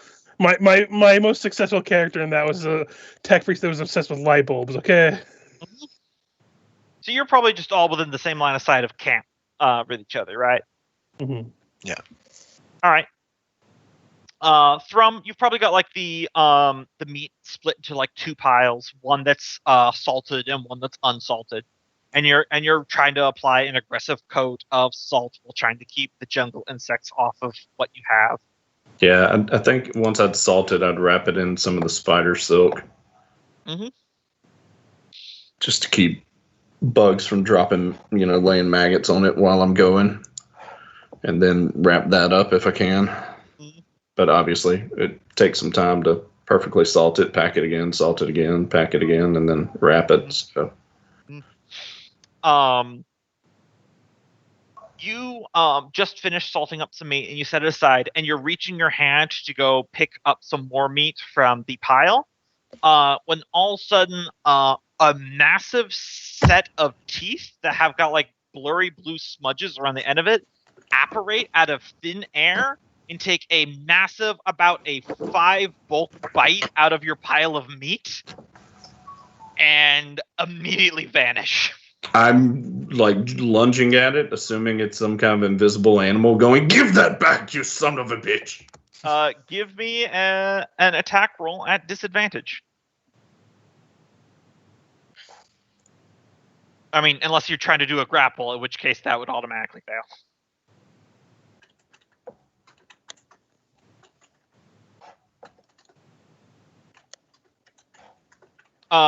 Yeah, your fist makes contact with something. Oh, yeah, sorry, you're grappling. You fail because you have no idea what to grapple onto. Well, same as like punching out there, he's just gonna like leap towards whatever was there. So if he gets a punch in, I would say with 18, you don't grab it or you don't do damage, but you definitely make physical contact with something. Then you feel it move away, and it's gone. get it, boys. Let me move you guys to a map real quick. Damn invisible rats. Yeah, that'll be a good clearing. So the moral of the story is I lost 5 bulk. Yeah, because Hungry Hippo.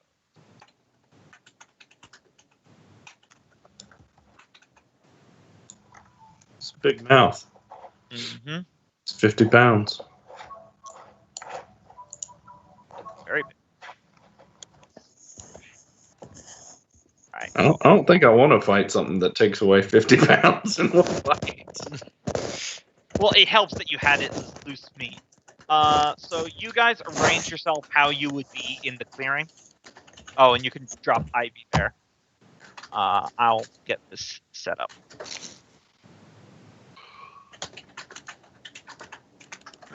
So we got to remember the Steel Defender, we haven't rigged the Steel Defender to it, or have we? Not yet. Okay. Yeah. Okay, and then Thrum is up there. So. All right. Go. Adding that to the initiative.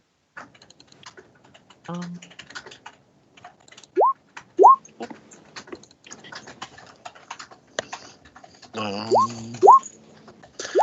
swear to God, if you send us a T-Rex on the very first fight, I will be happy because we're fighting a T-Rex. It rolled At the my same initiative time, twice. It was a 16. You mean the motherfucking T-Rex? It is the fucking T-Rex. All right. Let's see. There's that. I made this big jungle encounter map with lots of different areas, and then I dynamic lighting it, and I'm pretty proud of how it came out. Yeah, dynamic lighting's really helpful once you get the hang of it. Mm-hmm.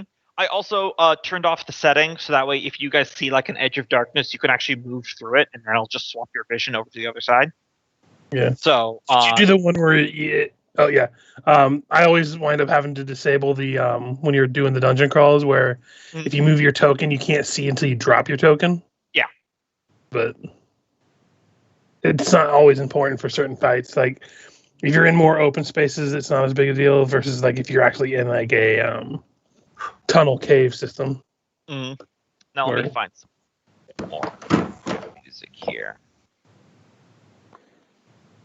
What's this one?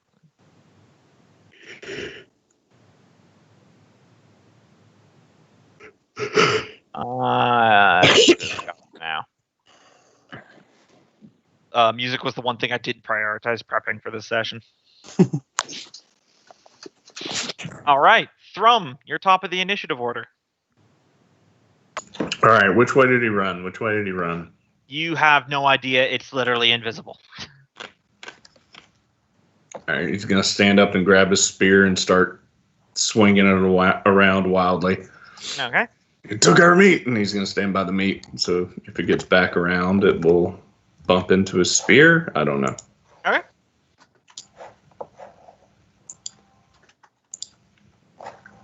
Oh, and he'll go large. Because that's what he do. Alright.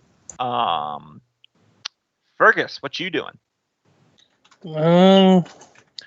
Just hear him shouting about someone taking our food, so I'm just gonna come up one and mage armor up for in case something attacks me. Alright. Freya. Okay.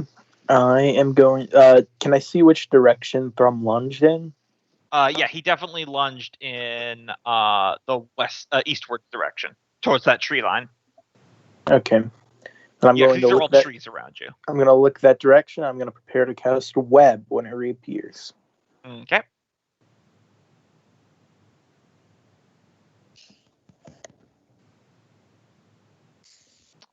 Alright. Ivy. I don't know.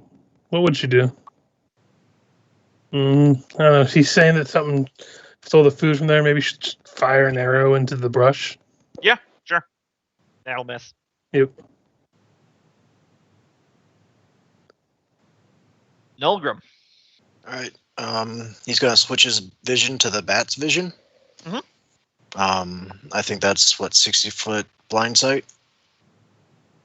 That sounds a little far. Let me check, just in case. I thought it was 30 feet. It could be that. Let me see. Because I was doing some stuff earlier. It is 60 feet. That's certainly far. Same as dark vision, just, blindsided. I mean, Yeah. it does have an HP of 1. Yeah. Yeah. Well, 1d4 technically, but yeah. And I just brought up the BCA thing, and it says hit points 1, 1d4 minus 1. There is a large animal to the north. Would I be able to fire at it with disadvantage since I know where it's at? It's just a matter of firing. The eyes that you're familiar, because it takes an action for you to enter into the eyes that you're familiar. Okay. Yes, it does. All right, so Nolgrim will then point in the direction and say it's in that direction. Can I use my turn now? Sure. So, firing off a 20-foot cube of web in the direction he pointed. Let me put that spell down. DC is 15, I believe. So, I forget, is a 20-foot cube like this? Yeah. It's 4x4. Okay. So why don't you paint the area that you're webbing up there? Could Nolgrim give a rough distance to it and point in that direction? It's a little bit difficult with all the trees and everything like that as well, because echolocation is bouncing off of objects. Yeah. So. All right. So, he pointed up here. Yep, northern shrubs. Okay. Now, so it's a 20-foot. So what does that look like? It's 4x4. 4x4. Okay. Well, if we did, unless it's who, I hope it's not all the way up there. Let's go like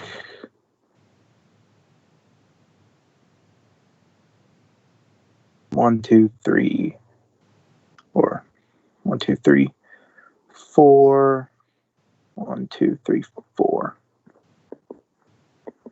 Okay. Yeah, the entire area just ruptures into magical webbing, and it coats the trees, and then nothing seems to happen.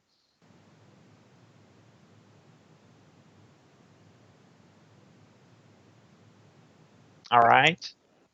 Taskill. Yep. Well, not much to do other than, I guess, guard myself. Yeah, Shield and axe. You can take the dodge action. Yeah. Since, can't see the damn thing. Mm-hmm. I mean, I guess I could light the jungle on fire, but that rarely works out. Hey, it's a pretty wet jungle. That'd be harder than you'd think. That's just one of many ways it could rarely work out. Mm-hmm. Let me see.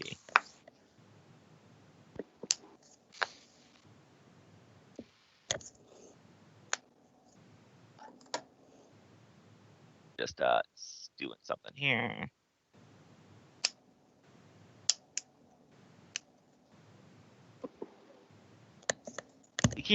All right. So, you're all kind of like on edge. It's like a moment from the movie Predator. Then all of a sudden, Fergus, you hear the rustling of branches, and coming through right behind you is a very large blue raptor-like dinosaur. Some bitch. It is still technically invisible for this first attack, so it's going to have advantage on these. Clever It's girl. going to bite and claw at Fergus, but then it is going to use its tail on Ivy. So, bite, 25. That'll hit. 20 piercing damage. Its claw, 21. That'll hit. 14 slashing damage. Could you give me a strength saving throw? Because it has pounce. So since it hit with its claw, if you fail a DC 15 strength saving throw, you will be knocked prone. Yep. All right, so you're prone, and now it's tail against Ivy. Ooh, natural 20.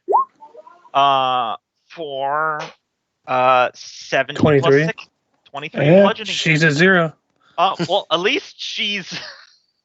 Yeah, so it bursts out, it wraps its jaws around your middle and slices your face with one of its claws, and as it like twists like a gator, its tail comes around and just cracks Ivy in the side of the head, and she face plants into a tree. I do have a little prone icon there for you. Oh, is it? Where is it? Right there. I added it. Okay, there it is. So Thrum. And it doesn't. I just described it biting you. It does not have you grappled, by the way. It just did. Also, did you mean for us to be able to see the nameplate? Yeah. Okay. I mean, it's blue. It's a dinosaur, and it can turn invisible. I think somewhere in Nolgrim's brain, he probably put the pieces together. Hashtag triggered. So now it is Thrum's turn. Your enemy got behind you. Can he see it? Yes, it is visible now because it Okay. it becomes visible when it attacks. Like its Alright. jaws are literally above me as I'm trying to fend it off. Yeah, he's It's gonna fairly throw miserable. a spear at it. Yep, just a normal Freaking attack roll. miserably.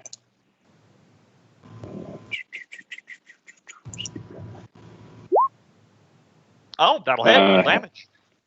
I don't know why I had it on disadvantage. All right. Well, the first one will hit either way.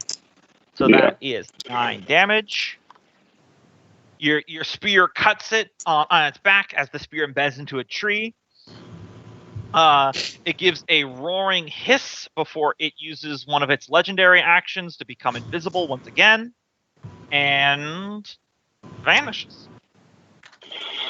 All right. Then Thrum's gonna He's going to move to there. And as he does so, he is going to reach down and pull out. I guess his weapons were just laying around near Yeah, the campfire where he was working. Very fair. He's going to pull out his pike, which I completely forgot he had. Mhm. And he's going to start protecting the meat with that. I think this some other meat needs protecting a little more. Also, I think the legendary action happens at the end of the turn, so... Oh, yeah, Isn't it? sorry. I thought that was the end of his turn. I forgot that he Okay. was going to move. So that's my bad, but No, it's all good. Fergus. I'm gonna stand up, look like I'm about to run, then realize there's someone behind me that's literally unconscious. Gonna go ahead and bonus action. That's second wind. Oh, yeah, second wind for you. Sorry, I thought you were going to stabilize.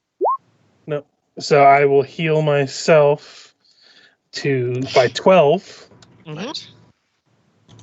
and I just look over at Freya and like, Freya, do the glittery thing as I hold my dagger prepared to attack when I can see it. Mhm. And I'm just gonna hold my action. All right, Freya.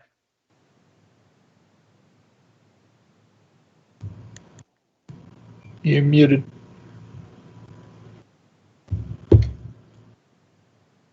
Yes, I am. So it disappeared again, and Would Nolgrim be able to still sonar it through whether or not it's in that same place or if it moved? It definitely. I can tell you, it's definitely moved because you're still seeing through Okay. your back, right? Yeah, it's definitely not that spot. I will let you know its legendary action lets it turn invisible and move its full movement without provoking attacks of opportunity. Oof. Brutal. It's called the God. Blue Ghost for a reason. So Nolgrim will say, it's jumped back into the forest. Okay, then I'll prepare Fairy Fire. Mhm. And that's it. All right.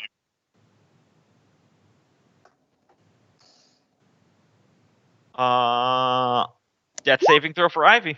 2 death saving throws failed. Shit. 2 death saving throws.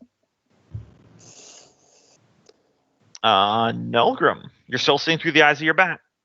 I think at the start of the turn, it says it'll start with my next turn. Oh, okay, then you're good then.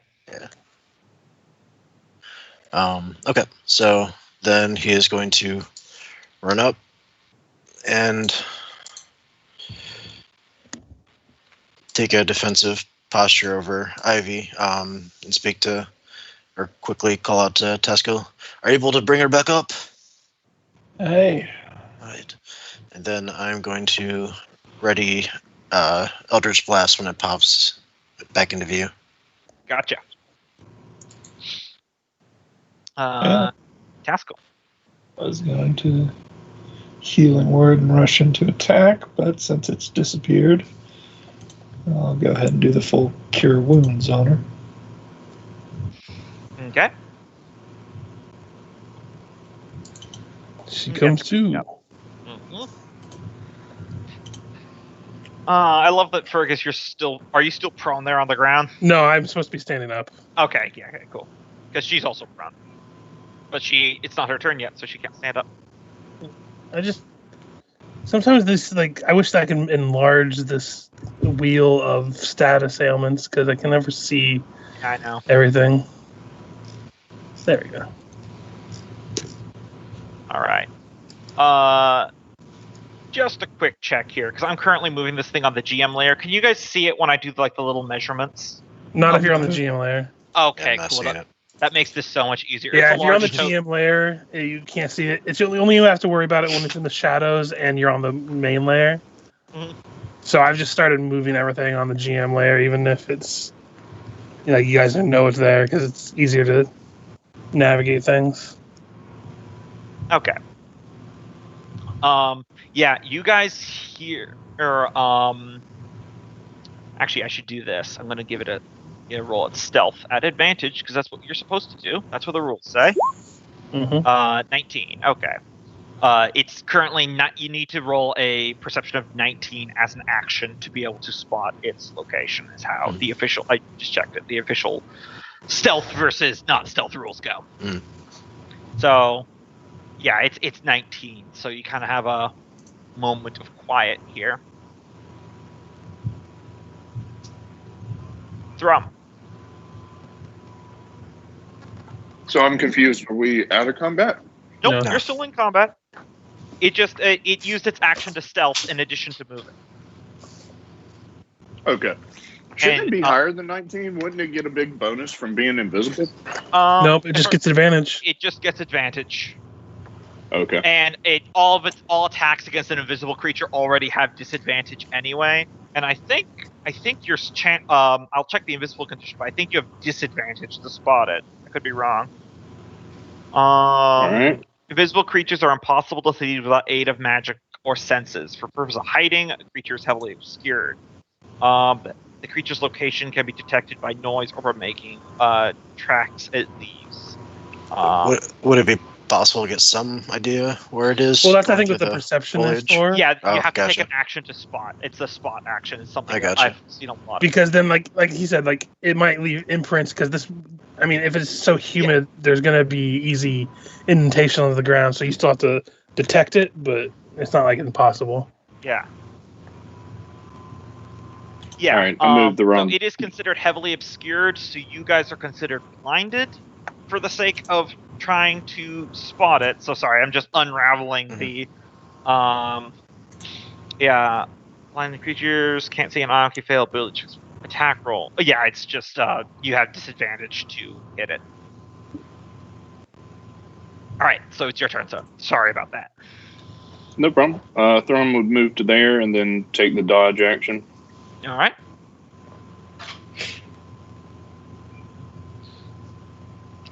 Fergus. I guess I'll try to perceive it. Alright. Nope. Yeah, you're picking up any sign of this thing.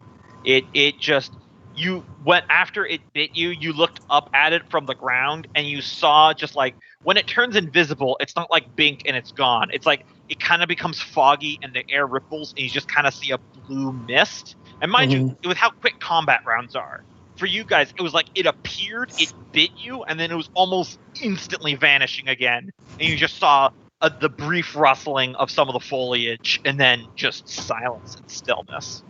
Gotcha. So I'm gonna move over to here, and I'm gonna bonus action give advantage to Nolgrim. Okay. Freya.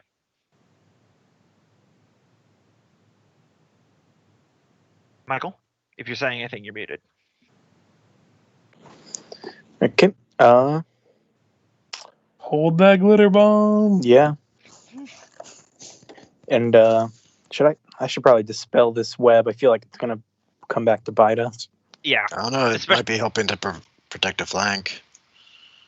I mean, it's gonna go away as soon as you cast Fairy Fire anyway. Yeah, because you can only concentrate on one at a time. Gotcha. So you can I just guess wait. I'll keep you it just up wait until Fairy Fire is happening.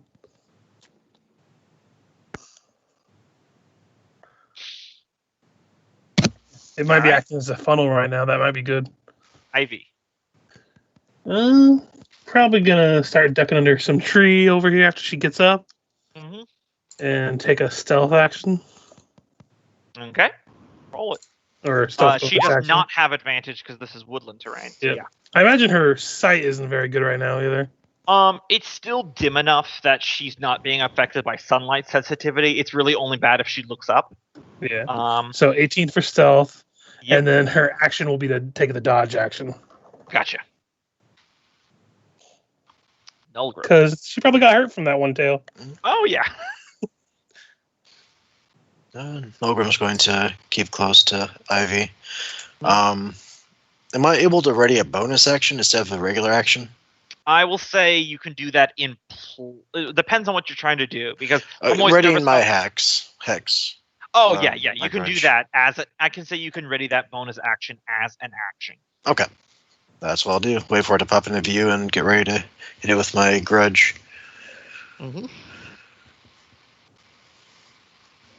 Taskill.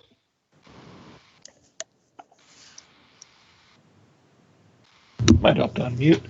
I guess I'll just do the dodge action until it appears again. Okay.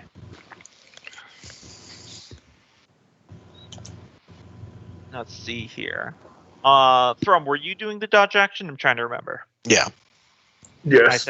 I said Thrum. Okay. I heard him say it. Okay. That was.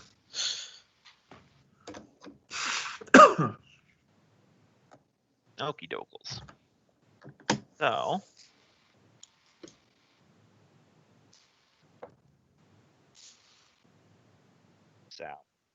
Okay.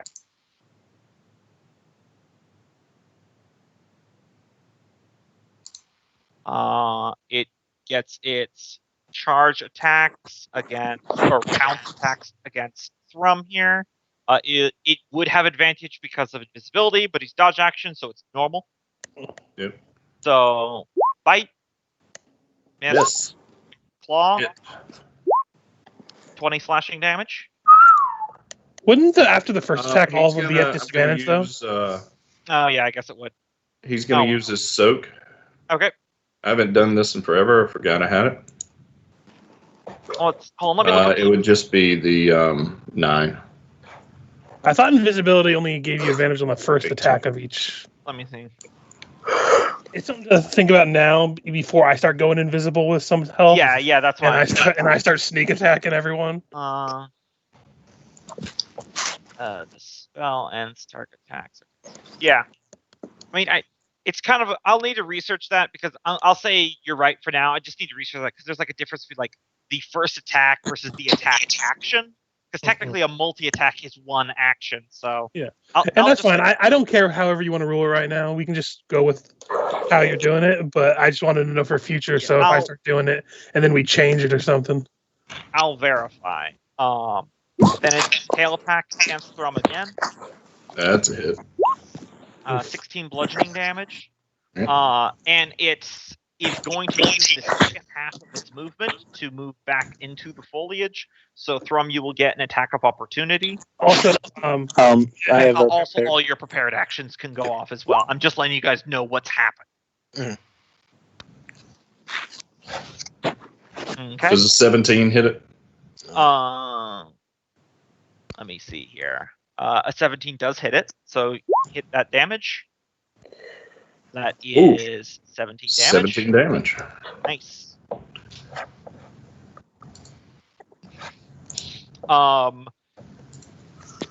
Freya, you cast your fairy fire at it.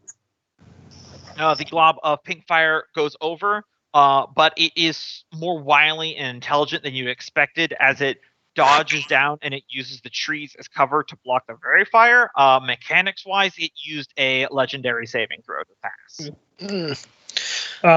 Just for your sake, Gombo, just because I know this is a new thing where you're using it for us. Legendary saves you can use after you roll the save if you wanted to. Okay. And that way you can roll one. If you passed it, you don't need to use a legendary save. I didn't remember if it was one way or not, and I just didn't want it to feel cheap by like, I lost, so I just I'm just letting you know that's technically how the mechanic of legendary saves works. Okay, well. Either way, it then moves. It's not invisible, but it just moves into the foliage out of line of sight. And Nolgrim will shout out, "You have 46 souls on your head, and I shall claim it." And hit him with the grudge. Okay. I remember there's no saving throw for that. It's just it's just automatic. Was anyone else prepared? No. Yeah, everyone else was dodge actioning. Okay. Thrum.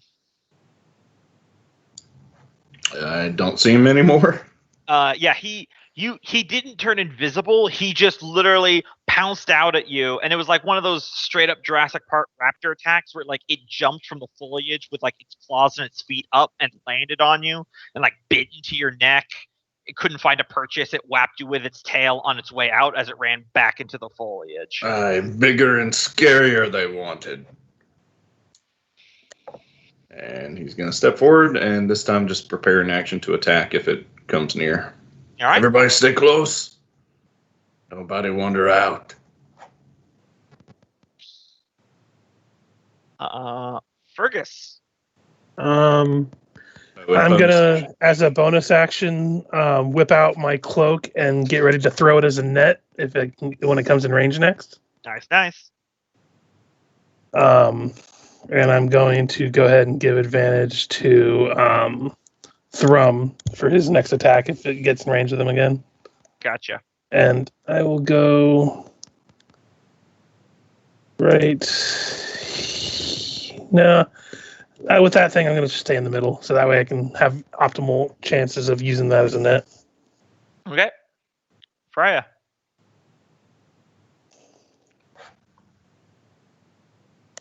Michael. I think he's muted. I'm going to move Lean a little bit away from your mic, by the way. this away. Mm-hmm. I'm going to take out the Gloom Stalker and prepare with that. And that's going to be... can you also prepare if I didn't use my bonus action, or is it just one? Just one. Okay. Otherwise, action economies in this system will start getting really screwy. Yeah. Because then we okay. have like Taskill preparing action his spiritual weapon, which would just get insane. So As you ran that way, Thrum would say, "No, stay close."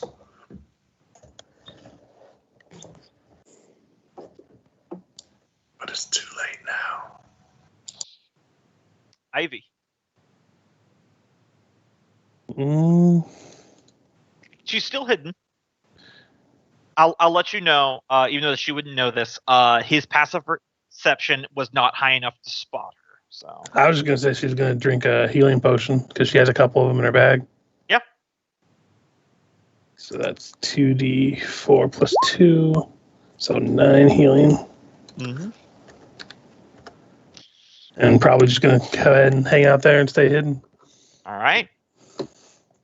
Nolgrim. All right. He's going to ready a Eldritch Blast when it pops into view. Okay. Taskill.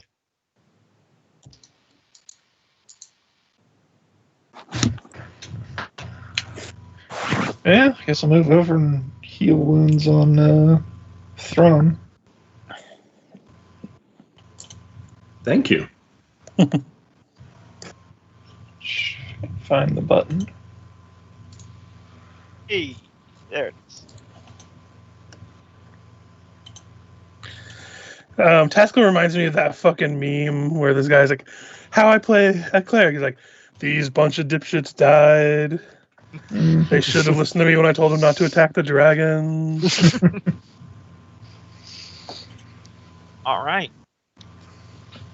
As you guys are standing, preparing yourself for an onslaught, the moments drag by and you hear definitely the same sound it made as it attacks, the roaring sound, but it's off in the distance. And if you could attribute emotion to a bestial scream, it was a "I'll get you next time" type sound to it as you hear the roar fade into the distance.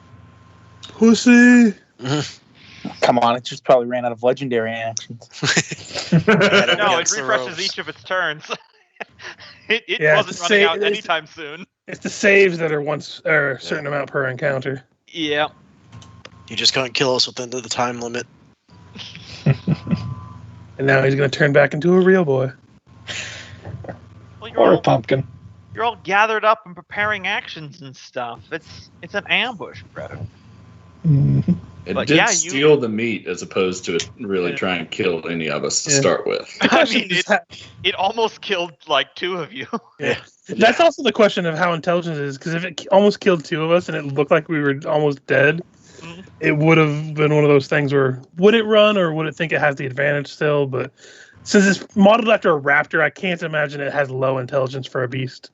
Yeah, and plus an animal, it just got 50 pounds worth of free food. Why would it, try and kill all of us and risk getting stabbed or something? Also, that big guy who turned into a rock monster. So you guys survived your first encounter with the blue ghost. How are you feeling? I feel like this entire session has been all about near-death experiences. Yeah, it's Gombo's session of, hey, let's shit on the party for a little bit. Listen, you guys are actually going to level up at the end of this session, so I need to give you something to work towards. Oh, how generous. Now that I beat you guys up, yeah. Go ahead and take your Zenkai boost. Yeah, also, here, take it. Also, to be very fair, the cold weather thing was 100% a random roll. It could have been either nothing or something else. And you guys kicked the shit out of the Intellect Devour and the Sun. So I just like the idea of each large area having an alpha predator, Mhm. and it's not settled in one encounter. And this area's alpha predator was the weather. That wasn't even the alpha. Listen, No, that was the sentient polar bears. that was just cold because nothing stops the cold. Walls, windows, doors, it just slows it down. Texas. I still stand by my comment. The exhaustion rules in 5e are the most deadly thing of anything in this game. Oh yeah, I'd rather fight a CR20 dragon at level 5 than have to deal with like nonstop days of risking exhaustion rules. Well, that's why I either have low DCs. I guess that's a place where we can end the session. But unless there's anything you guys want to role play about it, because Nolgrim did kind of scream, "The ancestors will get you," as this dinosaur wants to say. And you owe me 50 pounds of meat. I'll take it off your hide. I imagine we'll have some questions for him the next time we play.